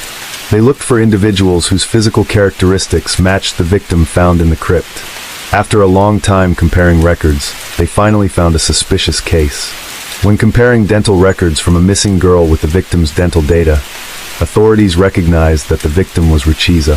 Richiza, who had been missing for a long time, turned out to be one of the victims the police were searching for. In reality, she had been using a false name and lying about her age, making the investigation much more challenging. However, thanks to the combination of important information and meticulous investigative work, the police were finally able to identify the victim's true identity and began to focus on uncovering the cause of her death. Richiza grew up in a middle-class family in Long Island, New York. Her family had a stable financial background, and she was raised in a caring and loving environment. However, her life began to change drastically after her father passed away. The sudden loss of her father caused a profound emotional shock for Richiza, leaving her unable to overcome the pain of loss. From then on, she became rebellious and gradually lost direction in life. Gradually, Richiza distanced herself from her family's care and began seeking negative influences to fill the emptiness inside her. This change made her family worried and unable to control the situation. Losing direction, she started down the wrong path. Unable to find joy or solace in studies or positive activities, Richiza became involved in drug trafficking from New York to Pennsylvania, a dangerous, tempting job. This was a path she could not escape, and through it, she came into contact with dangerous drug dealers like Corey Mayweather and Kwame Henry. Eventually, after leaving her home and family, Richiza lost contact with everyone. Her family could not trace her, and all search efforts became futile. When the police found the girl's body and identified it as Richiza, they began to revisit Kathleen's statements. Despite her untrustworthy past, the prostitute had provided crucial clues about those potentially involved in Richiza's death. The police hoped that with this new information, they could quickly find the culprit and bring the case closer to the truth. However, things were not as simple as they thought. Although the clues had been clarified, the case became even more complicated with inexplicable details. During the 40-minute period when Richiza was held in the basement, Kathleen repeatedly heard the young girl's screams and pleas. The sobbing cries, filled with pain, echoed from below, making Kathleen feel worried and sympathetic. But she could do nothing, because Stanley was blocking her. Meanwhile, the two suspects, Corey Mayweather and Kwame Henry, occasionally went to the kitchen to get some utensils before returning to the basement. Actions that Kathleen noted and later reported when the case came to light. When the police examined the kitchen utensils that the two men had taken during that time, they found traces of human enzymes on some items. This further reinforced the theory that these objects might have been used as torture tools. However, despite the clear evidence, the case still lacked direct proof to charge the three suspects Corey Mayweather, Kwame Henry, and Stanley Obis. Although Kathleen provided crucial information, she did not actually witness what happened in the basement, so her statements were only indirect. Moreover, with Kathleen's questionable background, her testimony could be challenged in court, making the pursuit of justice more complicated. The police still had to continue investigating and searching for concrete evidence to prove the crimes committed by the three men. With no new leads, the police decided to return to the crypt area where Richetza Williams' body had previously been discovered. They began digging through the dirt, rocks, and trash at the crime scene, hoping to find something that could link the suspects to the case. After some time searching, they discovered a piece of chewing gum about 1.5 inches long, hardened and reddish in color. Despite being dusty, the gum still maintained a relatively clear shape. What particularly caught the investigators' attention was the distinct bite mark visible on the gum. Not far from there, the police found a crumpled gum wrapper, which still had the brand name Big Red readable on it. This is a popular cinnamon-flavored gum, especially in urban areas.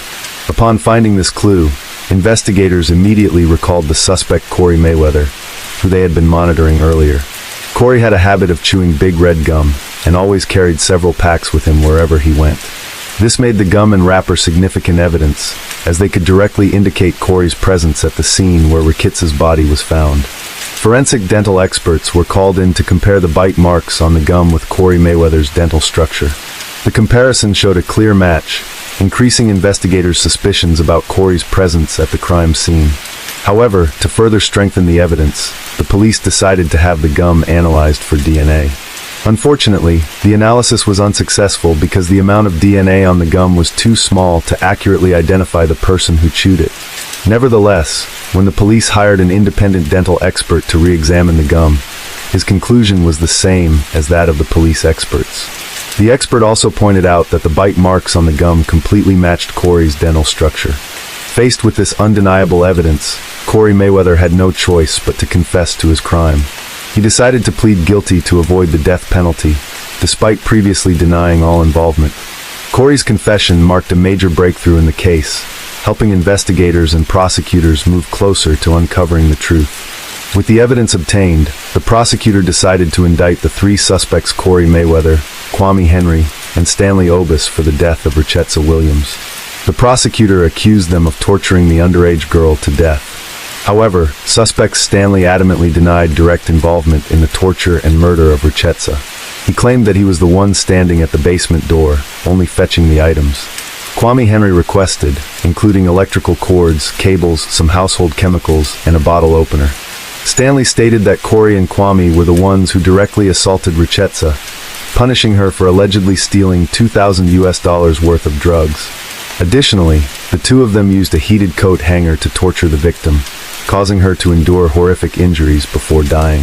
Some speculated that Stanley Obis had romantic feelings for Richetza, which could have been why he was not allowed to participate in what was happening in the basement. In October 1998, Corey Mayweather was sentenced to life imprisonment without parole for first-degree murder.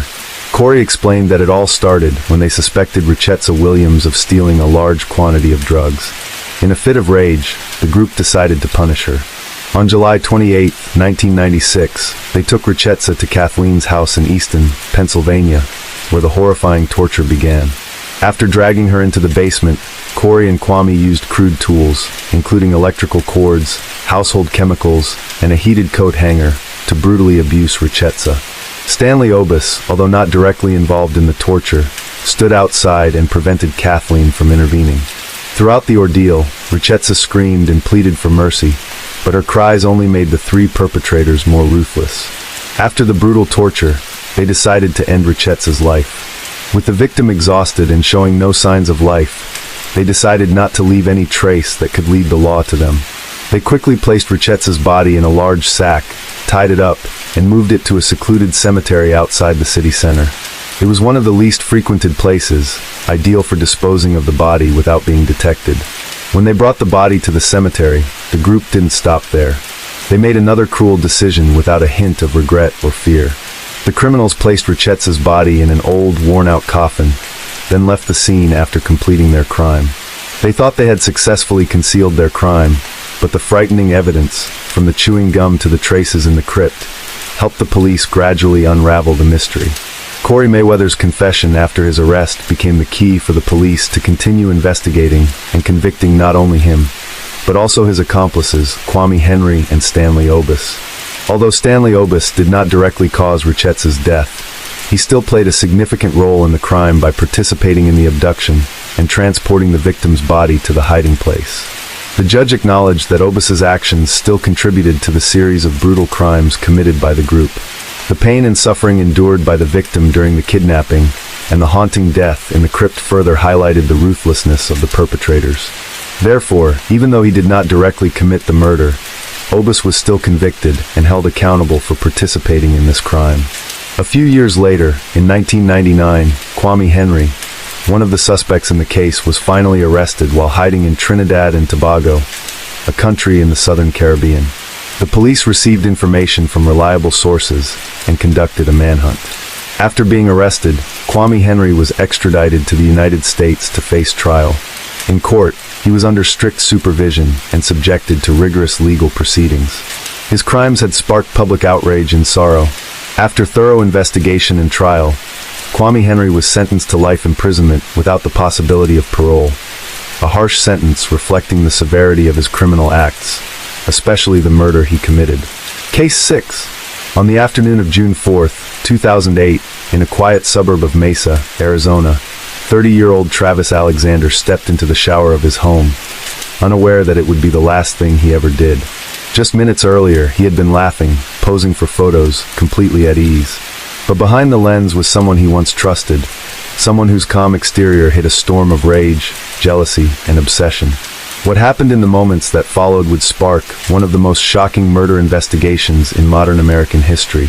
A trail of blood, a broken camera, and a story that kept changing. On June 9, 2008, in Mesa, Arizona, a group of friends became increasingly concerned about 30-year-old Travis Alexander. No one had heard from him in 5 days, and it was out of character for the outgoing, sociable young man to go completely silent. After several unanswered calls and messages since June 4th, his friends decided to check on him in person. When they arrived at his home, everything on the outside appeared normal. They rang the doorbell multiple times, but got no response. Before leaving, one of them remembered that a mutual friend knew the garage door code. After explaining the situation, that friend agreed to come by and help. As soon as they entered through the garage, a foul smell hit them. At first, they thought it could be from Travis' dog, who greeted them upon entry. But as they made their way upstairs, the odor intensified. Something was very wrong. They knocked on the door to Travis' room, but there was no answer. In the adjacent room lived one of Travis' housemates, Zach Billings. When they knocked on his door, he emerged surprised. Zach hadn't seen Travis in a week and believed he was away on a trip to Cancun with a woman he had recently been dating. Zach had a spare key to Travis' bedroom and opened the door. Inside, they found a large pool of blood soaking into the carpet, leading to the bathroom. There, in the shower, they discovered Travis' body, curled in the fetal position. He had suffered 29 stab wounds, a deep slash across his throat that severed his carotid artery, jugular vein, and trachea, and a gunshot wound above his left eyebrow. His fingers and toes had darkened from livor mortis, indicating he had been dead for several days. They immediately called 911. During the call, they mentioned that Travis had an ex-girlfriend, Jodi Arias, who had shown troubling behavior in the past. When authorities arrived at the scene, there were no signs of forced entry, and the house was undisturbed, suggesting the killer was someone Travis knew and trusted. Blood spatter lined the hallway and bathroom walls. A bloody left-hand palm print was found on the wall, and the bathroom sink was streaked with blood. Clumps of long, dark hair, clearly from a woman, were found in the shower and on the floor. Police also discovered a digital camera inside the washing machine, soaked and seemingly destroyed. Forensic technicians were able to recover several images from its memory card. The photos, taken on June 4th, showed Travis and Jodi Arias in intimate poses. The final image, time-stamped at 5:29 p.m., captured Travis alive in the shower, followed by accidental shots believed to have been taken moments after the attack began. Investigators interviewed everyone close to Travis, including his roommates. They admitted noticing a strange smell, but dismissed it as dirty dishes or trash. DNA samples were collected from all who had contact with the victim. Soon, Jodi Arias' name came up repeatedly. Travis had ended their relationship months earlier, citing her obsessive and controlling behavior. She had slashed his tires and constantly checked his phone. While police prepared to contact her, Jodi herself unexpectedly reached out to authorities. She claimed to be devastated and offered to help, stating the last time she saw Travis was in April. Born July 9, 1980, in Salinas, California, Jodi Arias was the daughter of William and Sandy Arias. She had 3 siblings and grew up in what appeared to be a calm household. However, Jodi later alleged she was physically abused by her parents starting at age 7. From a young age, she had a deep interest in photography and pursued it throughout her teenage years. In the fall of 2001, Jodi Arias began working as a waitress at a restaurant in Carmel, California. 2 years later, in 2003, she started dating the manager, Daryl Brewer, who was nearly twice her age. Jodi was 21 and Daryl was 40. Their relationship started off strong. Jodi was affectionate and dependable, and the two shared a deep connection filled with passion and stability. By May 2005, they bought a home together in Palm Desert, California, agreeing to split the mortgage. In early 2006, Jodi took a new job with Prepaid Legal Services, a company offering affordable legal help and organizing seminars. Just 1 month into the role, she became interested in the Mormon faith and started attending church. Her newfound religious commitment quickly created tension in her relationship with Daryl. She told him she no longer wanted to be physically intimate, stating she wished to save herself for marriage as her church teachings encouraged. Despite this declaration, she soon underwent breast augmentation surgery and abruptly ended the relationship. In September 2006, Jodi met 29-year-old Travis Alexander at a company conference in Las Vegas, Nevada. The attraction was instant. Travis, a successful motivational speaker, had grown up in a chaotic environment. The son of drug-addicted parents, he was one of 8 siblings. After his parents divorced, he was raised by his paternal grandmother, a devout Mormon, and he adopted the church's teachings as his own. Despite facing immense adversity throughout his childhood and teenage years, Travis used his story to inspire others. He worked hard to build a stable life and become a symbol of personal growth. After the conference, Travis and Jodi exchanged numbers, though he lived in Arizona and she in California. Just a week later, they met again, and that night, they became physically intimate. What followed was a period of constant communication, texts, calls, emails, and daily contact. On November 26, 2006, Jodi was baptized into the Mormon Church, hoping to become more compatible with Travis. 3 months later, they made their relationship official, and Jodi relocated to Mesa, Arizona to be closer to him. But soon after, things took a dark turn. Jodi discovered messages from another woman on Travis' phone and accused him of being unfaithful. Her behavior shifted dramatically. She became increasingly jealous, possessive, and emotionally unstable. She frequently checked his phone, questioned his whereabouts, and lashed out in anger. Travis, once optimistic about the relationship, began to feel trapped. He confided in friends that Jodi was pulling him away from his faith, and that he was beginning to question whether she was the kind of person he wanted in his life. The relationship officially ended in June 2007 after just 4 months. However, they continued having secret sexual encounters, often traveling together for business events. Jodi believed they still had a future. Travis, meanwhile, began dating other women. He suspected Jodi had vandalized his car, slashing his tires on 2 occasions, and that she had sent anonymous threatening emails to both him and his new partner. Friends recalled him saying that she had once broken into his house by crawling through the doggy door. Despite these red flags, their physical relationship continued. They exchanged intimate photographs, and Jodi remained fixated on him. By mid-2008, Travis had told friends that Jodi had hacked into his social media accounts and accessed his bank information. He said he felt haunted by her and didn't know how to break free. Their final break came when Travis invited another woman, Mimi Hall, to accompany him to a planned trip to Cancun on June 15, 2008.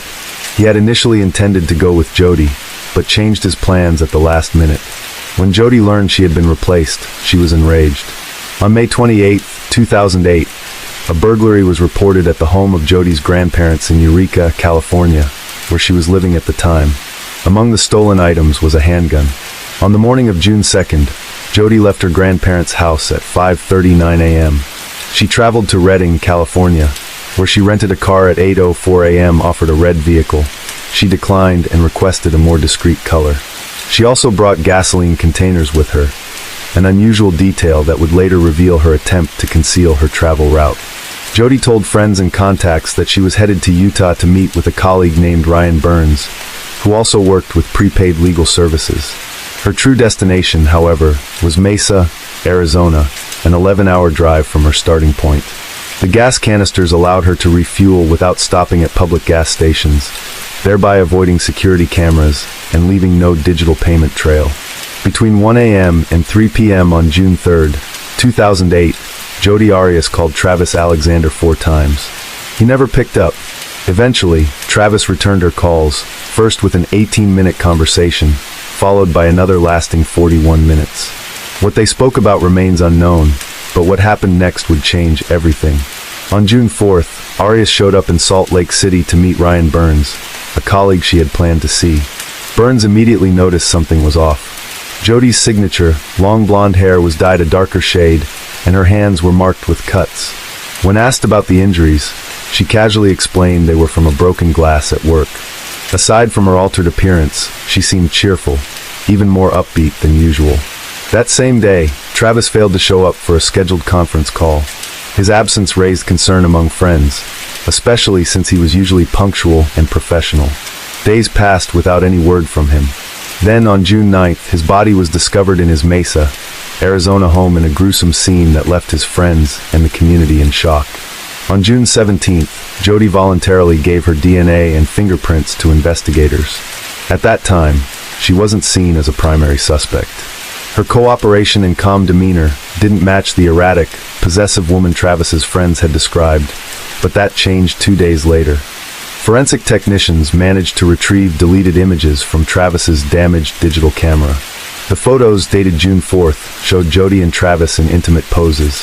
The final images, taken just before his death, captured Travis in the shower, alive. One of the last shots showed his bloodied body on the bathroom floor, and another appeared to show Jodi's foot. When police contacted Jodi again, she denied ever being in Mesa. She claimed she had been in Salt Lake City at the time of the murder, and that Ryan Burns could confirm it. Burns did back up her alibi, except for noting the odd hair color and the cuts on her hands. Lab results soon revealed something much more damning. A bloody palm print at the crime scene contained DNA from both Jodi and Travis. By July 15, 2008, investigators had enough evidence to bring her in for formal questioning. Detective Esteban Flores led the interrogation. He challenged her timeline, pointing out that her trip from California to Utah had an unexplained 18-hour gap. Cell phone records showed her device had been turned off for a long period, likely to avoid leaving a digital trail. Even when confronted with the forensic evidence, blood, fingerprints, and photographs, Jodi denied everything. She insisted the images had been altered, and that she had no knowledge of what happened. Then she broke into tears. What followed stunned everyone watching the surveillance footage. When left alone in the interrogation room, Jodi began behaving erratically, kneeling on the floor, then standing on her head, later singing calmly to herself, and finally talking aloud as if someone were in the room. When informed she would be photographed for booking, she even asked if she could apply makeup and smiled, asking, "How do I look?" before the camera flashed. In the days that followed, her story changed. First, she admitted she had been with Travis the night of his death. But now she introduced a new tale. 2 masked intruders, one male, one female, had broken into the house, murdered Travis, and let her live after threatening to kill her family if she spoke out. She claimed to have hidden in a closet during the attack and fled after the killers left. Still, her tears and trembling voice couldn't mask the inconsistencies in her story. Eventually, Jodi shifted her narrative once again. This time, she confessed to killing Travis, but claimed it was an act of self-defense. She alleged he had attacked her in a fit of rage, and she fought back. She couldn't recall the details, she said, only that she found herself driving later with blood on her hands and no clear memory of what had occurred. After committing the murder of Travis Alexander, Jodi Arias fled across the desert. Along the way, she stopped her vehicle, changed clothes, and discarded the blood-stained garments in a dumpster. Then she continued driving toward her destination. Not long after, she appeared in front of the media, confidently proclaiming her innocence. She told reporters that the evidence would exonerate her and that no jury would ever convict her because, as she stated, she was not guilty. Despite carefully crafting her alibi, meticulously planning the route, and attempting to erase any trace of her presence, the reality was far more damning than she anticipated. As investigators reconstructed the events of June 4th, a chilling sequence emerged. That afternoon, Jodi and Travis had been intimate, as they had many times before, and took several photos together. Afterward, Travis stepped into the shower. As he did, Jody retrieved a knife she had hidden beneath her clothes. Under the pretense of continuing the photo session, she entered the bathroom. In the final image, Travis is seen sitting in the shower, moments before the first stab. She attacked him with brutal force. Defensive wounds on his hands showed he tried to fight back. Bleeding heavily, he stumbled out of the shower and reached the sink. There, he coughed up blood, staining the counter. He tried to call for help, but couldn't. As he attempted to escape down the hallway, Jody followed and stabbed him repeatedly in the back. She eventually pulled his head back and slit his throat, leaving a massive pool of blood on the carpet, later discovered by his friends. In an attempt to drag his body back to the bathroom, Jody pressed a bloody hand against the wall for support. A crucial piece of evidence, a palm print containing both her and Travis' DNA. During the struggle, the camera they'd used earlier fell and accidentally snapped a blurry image of Jody's foot next to Travis' blood-soaked body. After seeing him convulsing from the trauma, she fired a final shot into his forehead. The entire attack took roughly 2 minutes and 34 seconds. Jody Arias' trial began on January 2, 2013. Her defense claimed self-defense. She admitted to killing Travis, but alleged that he had attacked her after she dropped his camera. According to her, he became enraged, struck her, and broke her finger. In fear, she said, she ran to his closet, grabbed a gun she claimed belonged to him, and fired in desperation. When he kept coming, she claimed she stabbed him, but had no memory of how or when. Prosecutors argued otherwise. The evidence, they said, pointed to a premeditated and calculated murder. Witness testimony confirmed she had borrowed gas canisters from her ex-boyfriend Daryl Brewer, suggesting she intended to make a long drive without stopping, thereby avoiding security cameras and receipts. Audio recordings and explicit messages revealed a complicated and toxic sexual relationship between Travis and Jody. While she painted herself as a victim of verbal and physical abuse, prosecutors highlighted her obsessive behavior and history of manipulation. At one point, she even accused Travis of being a pedophile, an unsubstantiated claim that further muddied the emotional tone of the trial. To bolster her defense, Jody's lawyers argued that she had suffered memory loss due to extreme psychological trauma. A clinical psychologist testified that Arias may have experienced an acute stress response, triggering a fight-or-flight reaction that disrupted her ability to form memories. He suggested she exhibited symptoms of anxiety stemming from long-term trauma. However, the prosecution psychologist provided a contrasting diagnosis: borderline personality disorder. He described Jody as emotionally unstable, manipulative, and prone to intense, erratic behavior. During the trial, Arias spent 18 days on the witness stand, often contradicting her previous statements and displaying theatrical emotion. After 15 hours of deliberation, the jury found her guilty of first-degree murder on May 23, 2013. During the sentencing phase, however, jurors couldn't agree on whether she should receive the death penalty. The process moved to a second jury, which convened on October 20, 2014. That jury also failed to reach a unanimous decision, voting 11-1 in favor of death. With the death penalty no longer an option, the final decision rested with the judge. On April 13, 2015, Jody Arias was sentenced to life in prison without the possibility of parole. She was later transferred to Perryville Prison in Goodyear, Arizona, where she continues to serve her sentence. Since her incarceration, she has been moved multiple times within the Arizona prison system. Despite her many attempts to rewrite the narrative, the evidence and testimony ultimately told the real story, one of obsession, control, and a brutal crime that shocked the nation. Subscribe now for more thrilling investigations. Case 7. Michelle was born on October 12, 1984, in San Diego, California. She came from a large, close-knit family. She lived with her parents, her brother Michael, and their cousin Christine, and their home was always full of energy thanks to the many aunts, uncles, and 15 cousins who were constantly around. Michelle looked up to her mother, a dedicated nurse, and dreamed of following in her footsteps. After her mother passed away, that dream became her mission. Determined to honor her legacy, Michelle took on a nurturing role in the family. Her brother Michael recalled how she stepped in with strength and love, becoming a guiding force for everyone around her. She helped teach her siblings and cousins how to cook, how to drive, and offered advice whenever they needed it. She was the person they all turned to. Michelle had waited 5 years for a spot in a nursing program and was finally accepted into an accelerated 1-year course. By May 2011, She was only 6 months away from graduating. She had straight A's and was completing her clinical rotation at the maternity ward of Kaiser Permanente in Hayward. Always smiling, incredibly hardworking, and full of optimism, Michelle never hesitated to help or take on extra tasks. On May 20th, 2011, she was working a regular shift at the hospital.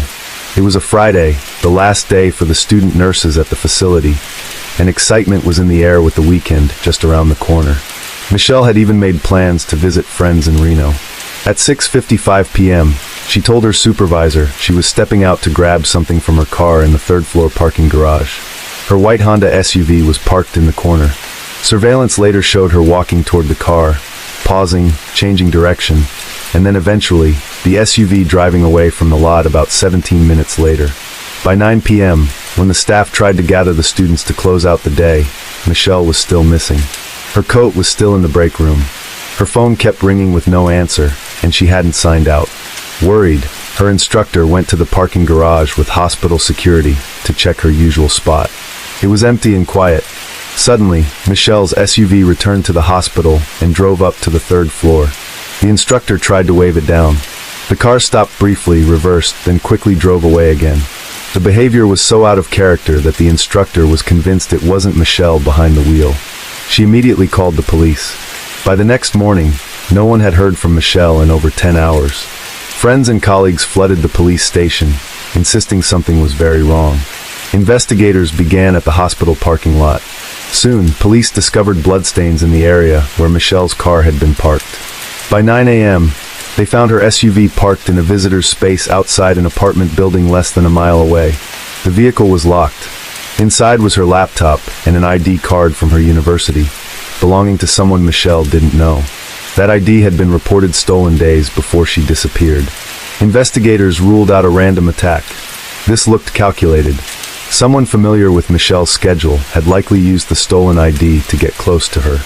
Hospital records revealed a strange phone call about 30 minutes after Michelle left for her car.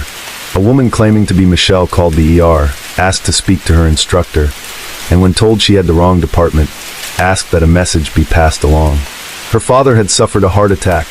As police towed Michelle's car for examination, Michael, her brother, received a text from her phone. "I'm fine." Moments later, another message read, "I'm not missing. My phone's been acting up. It deleted everything and drained my battery." Her friends began receiving messages too, each with different explanations. She had a flat tire. She went back to Reno. She was sick. She needed a break from social media. Her ex-boyfriend texted her. The response? "Who is this?" By May 31st, a reward was set at $20,000. It climbed to nearly $50,000 within days. The Law family hired a private investigator.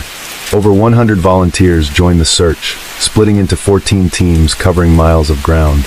The reward eventually hit $100,000. As detectives looked deeper into Michelle's life, one name kept coming up, Giselle Esteban, an old friend. They had once been very close, and even moved together for college. Giselle had been in a relationship with a man named Scott, and they shared a 6-year-old daughter. But after their breakup, tension between Michelle and Giselle began to surface. Years earlier, Michelle and Scott had gone on a few casual dates, but agreed they were better off as friends. Still, Giselle became obsessed with the idea that there had been more between them. Despite no real reason to be suspicious, Giselle's behavior toward Michelle began to shift. Michelle refused to cut ties with Scott, just to appease Giselle's unfounded jealousy. She had moved on, dating someone else entirely, and Scott was simply a friend. Eventually, the friendship between Michelle and Giselle fell apart. When police approached 27-year-old Giselle, she made no effort to hide her disdain for Michelle. And then the investigation led to Scott. What they discovered next would change everything. Scott had always been around, familiar to many who knew Michelle, and even joined in the efforts to find her when she went missing. Detectives noted how sincere and visibly shaken he appeared during questioning. When Scott spoke with investigators, he opened up about the ongoing turmoil he had been experiencing with his ex, Giselle. Their relationship had been turbulent, filled with repeated conflicts. At one point, during a particularly difficult time, Giselle returned to her family home, taking their daughter with her. Despite the chaos, Scott remained committed to his daughter's well-being. In hopes of creating a stable environment, he tried several times to repair things with Giselle, but it never worked. He provided investigators with a long series of messages Giselle had sent, many laced with anger and targeted venomously at Michelle. In one message, she wrote, "I hope you find what you're looking for in someone as disgusting as her." Another read, "Michelle has dug her own grave by being a homewrecker and whore. She won't be a problem much longer." The tone of these texts grew increasingly threatening with statements like, "Your whore will get what she deserves, and she won't pass her midterms." Michelle herself had received messages from Giselle, including one saying, "If you were ever really a friend to Scott or me, you'd just leave us alone. You're just the whore who followed me to San Francisco." In a deeply troubling revelation, Scott also shared an audio recording he had taken during one of Giselle's outbursts. She had been in a car with their daughter in the back seat. In the recording, she confronts him about Michelle and issues disturbing threats. Her voice, cold and resolute, is heard saying, "If you do it again, this is your last and final. I will take your life and hers. You can take that to the grave." Scott explained that Giselle had previously been hospitalized for psychiatric evaluation and was diagnosed with bipolar disorder and manic depression. On several occasions, she would appear at his home uninvited, quietly entering and sitting alone until someone noticed her. Eventually, Scott was awarded full custody of their daughter. This decision escalated tensions even further. Giselle moved back to Hayward to remain nearby, and things intensified until a judge granted a restraining order against her, forbidding her from coming within 100 feet of Scott or his family. The order was issued just 3 days before Michelle Liu disappeared. Meanwhile, authorities in Hayward began coordinating with Fairfield police regarding another unsolved case from the previous year involving a nurse with the same last name who had also mysteriously disappeared. Unlike in the Fairfield case, Michelle's car had been found locked and secured, which indicated that whoever last drove it had been careful to avoid detection. Surveillance footage was being analyzed, and her family continued to hope for her safe return. However, that hope began to dim when investigators informed the family that Michelle's car had tested positive for her blood. Though specific details weren't shared with them, police confirmed that the case was now officially being treated as a homicide. Despite the heartbreaking update, Michelle's family refused to give up and continued searching for her. Giselle's name kept surfacing, so detectives brought her in for a formal interview. She was visibly pregnant and acknowledged being at the hospital the night Michelle vanished, claiming she had gone for a checkup. When asked about her past friendship with Michelle, she admitted things had changed after what she described as a betrayal. Though she was released after the interview, police remained focused on her and placed a GPS tracker on her car. They were convinced she played a role in Michelle's disappearance. What remained uncertain was whether she had acted alone. Given her physical size, investigators questioned whether she could have committed the crime without help. With growing suspicion and mounting evidence, Giselle had become the central person of interest in the case of Michelle's disappearance. Police went to Giselle's apartment, accompanied by a crime lab team that meticulously examined her car and even went through the trash. Despite the growing scrutiny, no formal charges had been filed at the time, and Giselle maintained in interviews with local media that she had no involvement in Michelle's disappearance.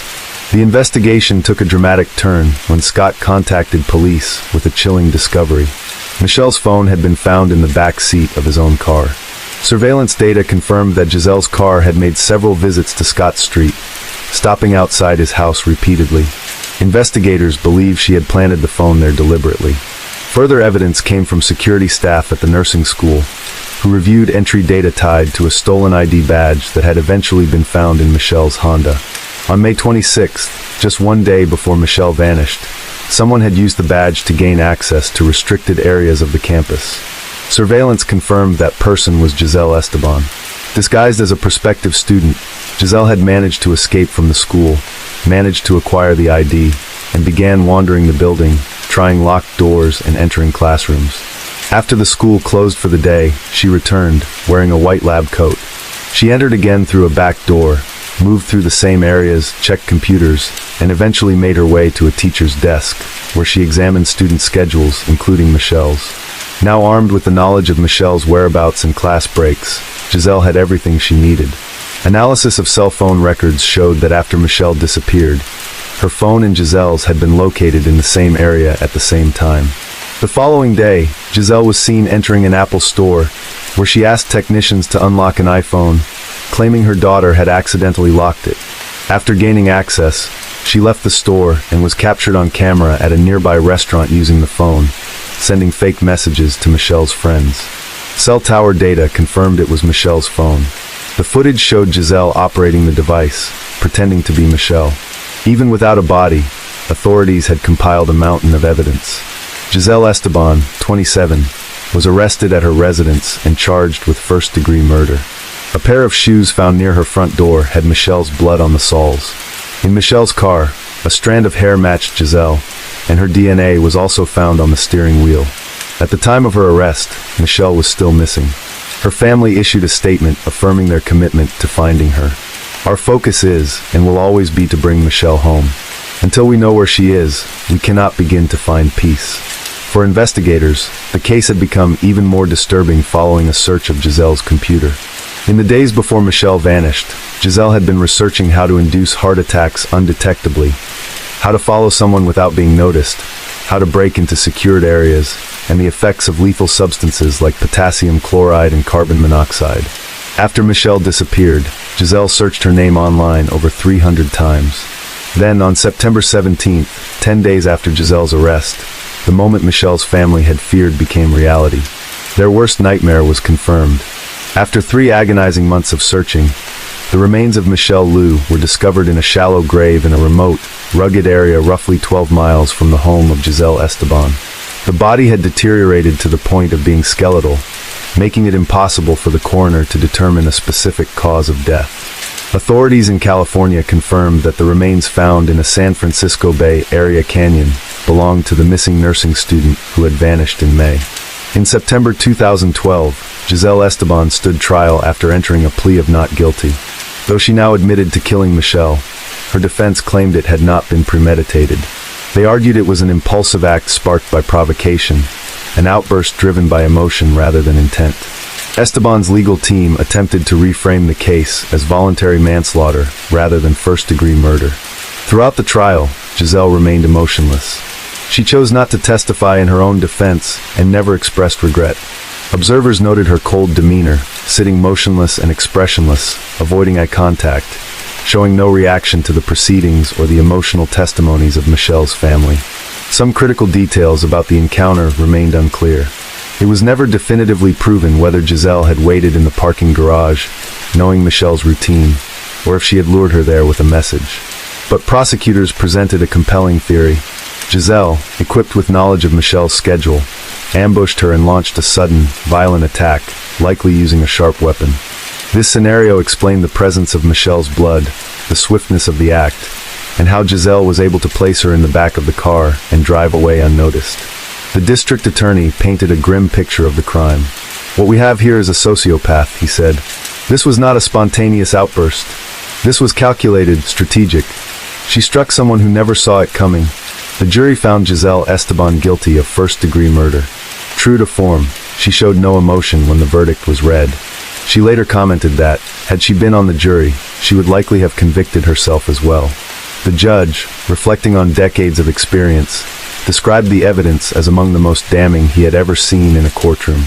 Giselle Esteban was sentenced to 25 years to life in prison. 2 families had been destroyed, one by senseless violence, the other by the consequences of it. During sentencing, Michelle's family delivered tearful statements. Her only brother, Michael, broke down while speaking about Michelle's dream of becoming a nurse, just like their late mother. Those dreams were cut short in the parking structure of a Bay Area hospital, a life taken by someone consumed by jealousy and false assumptions. Prosecutors explained that Giselle had become convinced, without evidence, that Michelle was trying to steal her boyfriend.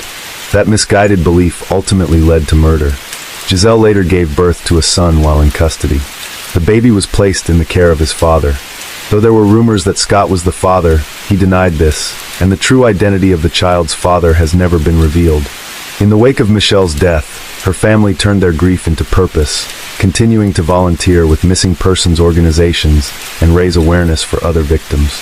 Her brother, Michael, found comfort in the belief that Michelle was now reunited with their mother. He said that thought made things a little less painful, a little less frightening. Case 8. It was a normal Saturday morning in Bethesda, Maryland, when the manager of a Lululemon store showed up to open for the day. But the moment she walked inside, she knew something was wrong. The store was a mess, clothes everywhere, mannequins knocked over, and the floor had blood on it. As she stood there in shock, she heard something, a soft moan coming from the back. What she found next would leave everyone speechless. 2 employees had been inside the store the night before. Now one of them was dead, and the other was tied up and hurt. At first, it seemed like a terrible robbery gone wrong. But as police started asking questions, the story began to change. And what really happened that night was far worse than anyone imagined. Jana Murray entered the world on November 22, 1980, in Wichita, Kansas. She was the daughter of David and Phyllis Rosalind Murray. From a young age, Jana stood out for her adventurous spirit. She had a deep love for animals and dancing, and giving back was part of who she was. She spent much of her life volunteering. Her friends and family often described her as someone whose smile could light up any room. Jana also had an undeniable passion for travel. Her goal was to set foot on every continent, and she managed to visit all of them, except Antarctica. For her 30th birthday, she marked the occasion by filming herself bungee jumping, perfectly capturing her thrill-seeking nature. Academically, Jana was a star. Her hard work earned her a scholarship that took her to Madrid, where she spent 2 years studying at St. Louis University. She later completed her Bachelor of Science degree at George Washington University in Washington, D.C. But Jana didn't stop there. She pushed forward and eventually earned dual master's degrees in communication and business administration from Johns Hopkins University. For her master's thesis, she focused on Lululemon Athletica, a premium yoga and fitness apparel brand. Naturally, she pursued a position with the company after graduating, and her drive and business instincts quickly landed her a role. By 2011, Jana was a team leader at the Lululemon store in Bethesda, Maryland. She was also close to finishing her second master's degree. Outside of work and school, Jana was in a happy relationship with her longtime boyfriend, Fraser Bozel. What she didn't know was that Fraser had begun researching engagement rings. He was preparing to propose. Life was falling into place beautifully for Jana. Her career was thriving, her education nearly complete, and her relationship was stronger than ever. A bright future was just around the corner. But everything changed on March 11, 2011. Jana's promising journey was suddenly cut short by a tragic and unimaginable event. The next morning, on March 12, Rachel, the manager of the Lululemon store, arrived at the Bethesda location shortly before 8 a.m. to open up. Bethesda was generally considered a quiet, safe area, but when Rachel reached the entrance, she noticed the door wasn't locked. That was her first sign something was off. As she stepped inside, it was immediately clear that something terrible had happened. The store was in disarray. Mannequins were knocked over, clothes were scattered, and more horrifyingly, blood was splattered across the floors, walls, and ceiling. Still trying to make sense of the chaos, Rachel suddenly heard faint moaning. Someone was still inside and in pain. Overwhelmed with panic and fear, she ran out of the store and straight to the neighboring Apple store, where a long line of customers had gathered for the release of the new iPad 2. Among the crowd, one man named Ryan couldn't help but notice how distressed Rachel appeared as she stood outside the Lululemon store. When she explained something was terribly wrong inside, Ryan offered to go in with her and check it out. Inside, Ryan walked toward the back of the store, moving past the chaos. Bloody footprints marked the floor, and the space looked like a disaster zone. As he neared the office area, he stumbled upon something unimaginable. A woman with long blonde hair was lying face down in a pool of blood. Before he could fully process the horror, a soft moan caught his attention. It was coming from the bathroom. Inside, he found another woman, her hands and ankles bound with zip ties, her body bloodied, but still alive. It was clear she was injured and in pain, but miraculously she was breathing. Ryan rushed back to the front of the store and told Rachel to call 911 immediately. First responders arrived quickly and were faced with a gruesome scene. They began the task of identifying the two women. Tragically, the deceased was 30-year-old Jana Murray. The survivor, badly hurt but alive, was identified as Brittany Norwood, a 28-year-old employee who had transferred from a Lululemon store in Georgetown just 6 weeks earlier. Brittany's injuries were extensive. Cuts and bruises covered her legs, arms, chest, face, and torso. Zip ties still restrained her, and both women's pants had been slashed, raising disturbing concerns that the attackers may have assaulted them. Brittany was rushed to the local hospital, visibly shaken and in need of immediate care. Back at the store, investigators began examining the body of Jana Murray. The violence inflicted on her defied belief. Medical examiners would later find 331 wounds on her body, over half of which were concentrated on her chest and face. She had been attacked with at least 6 different tools found scattered throughout the store, most of them likely taken from a store toolbox, items including a hammer,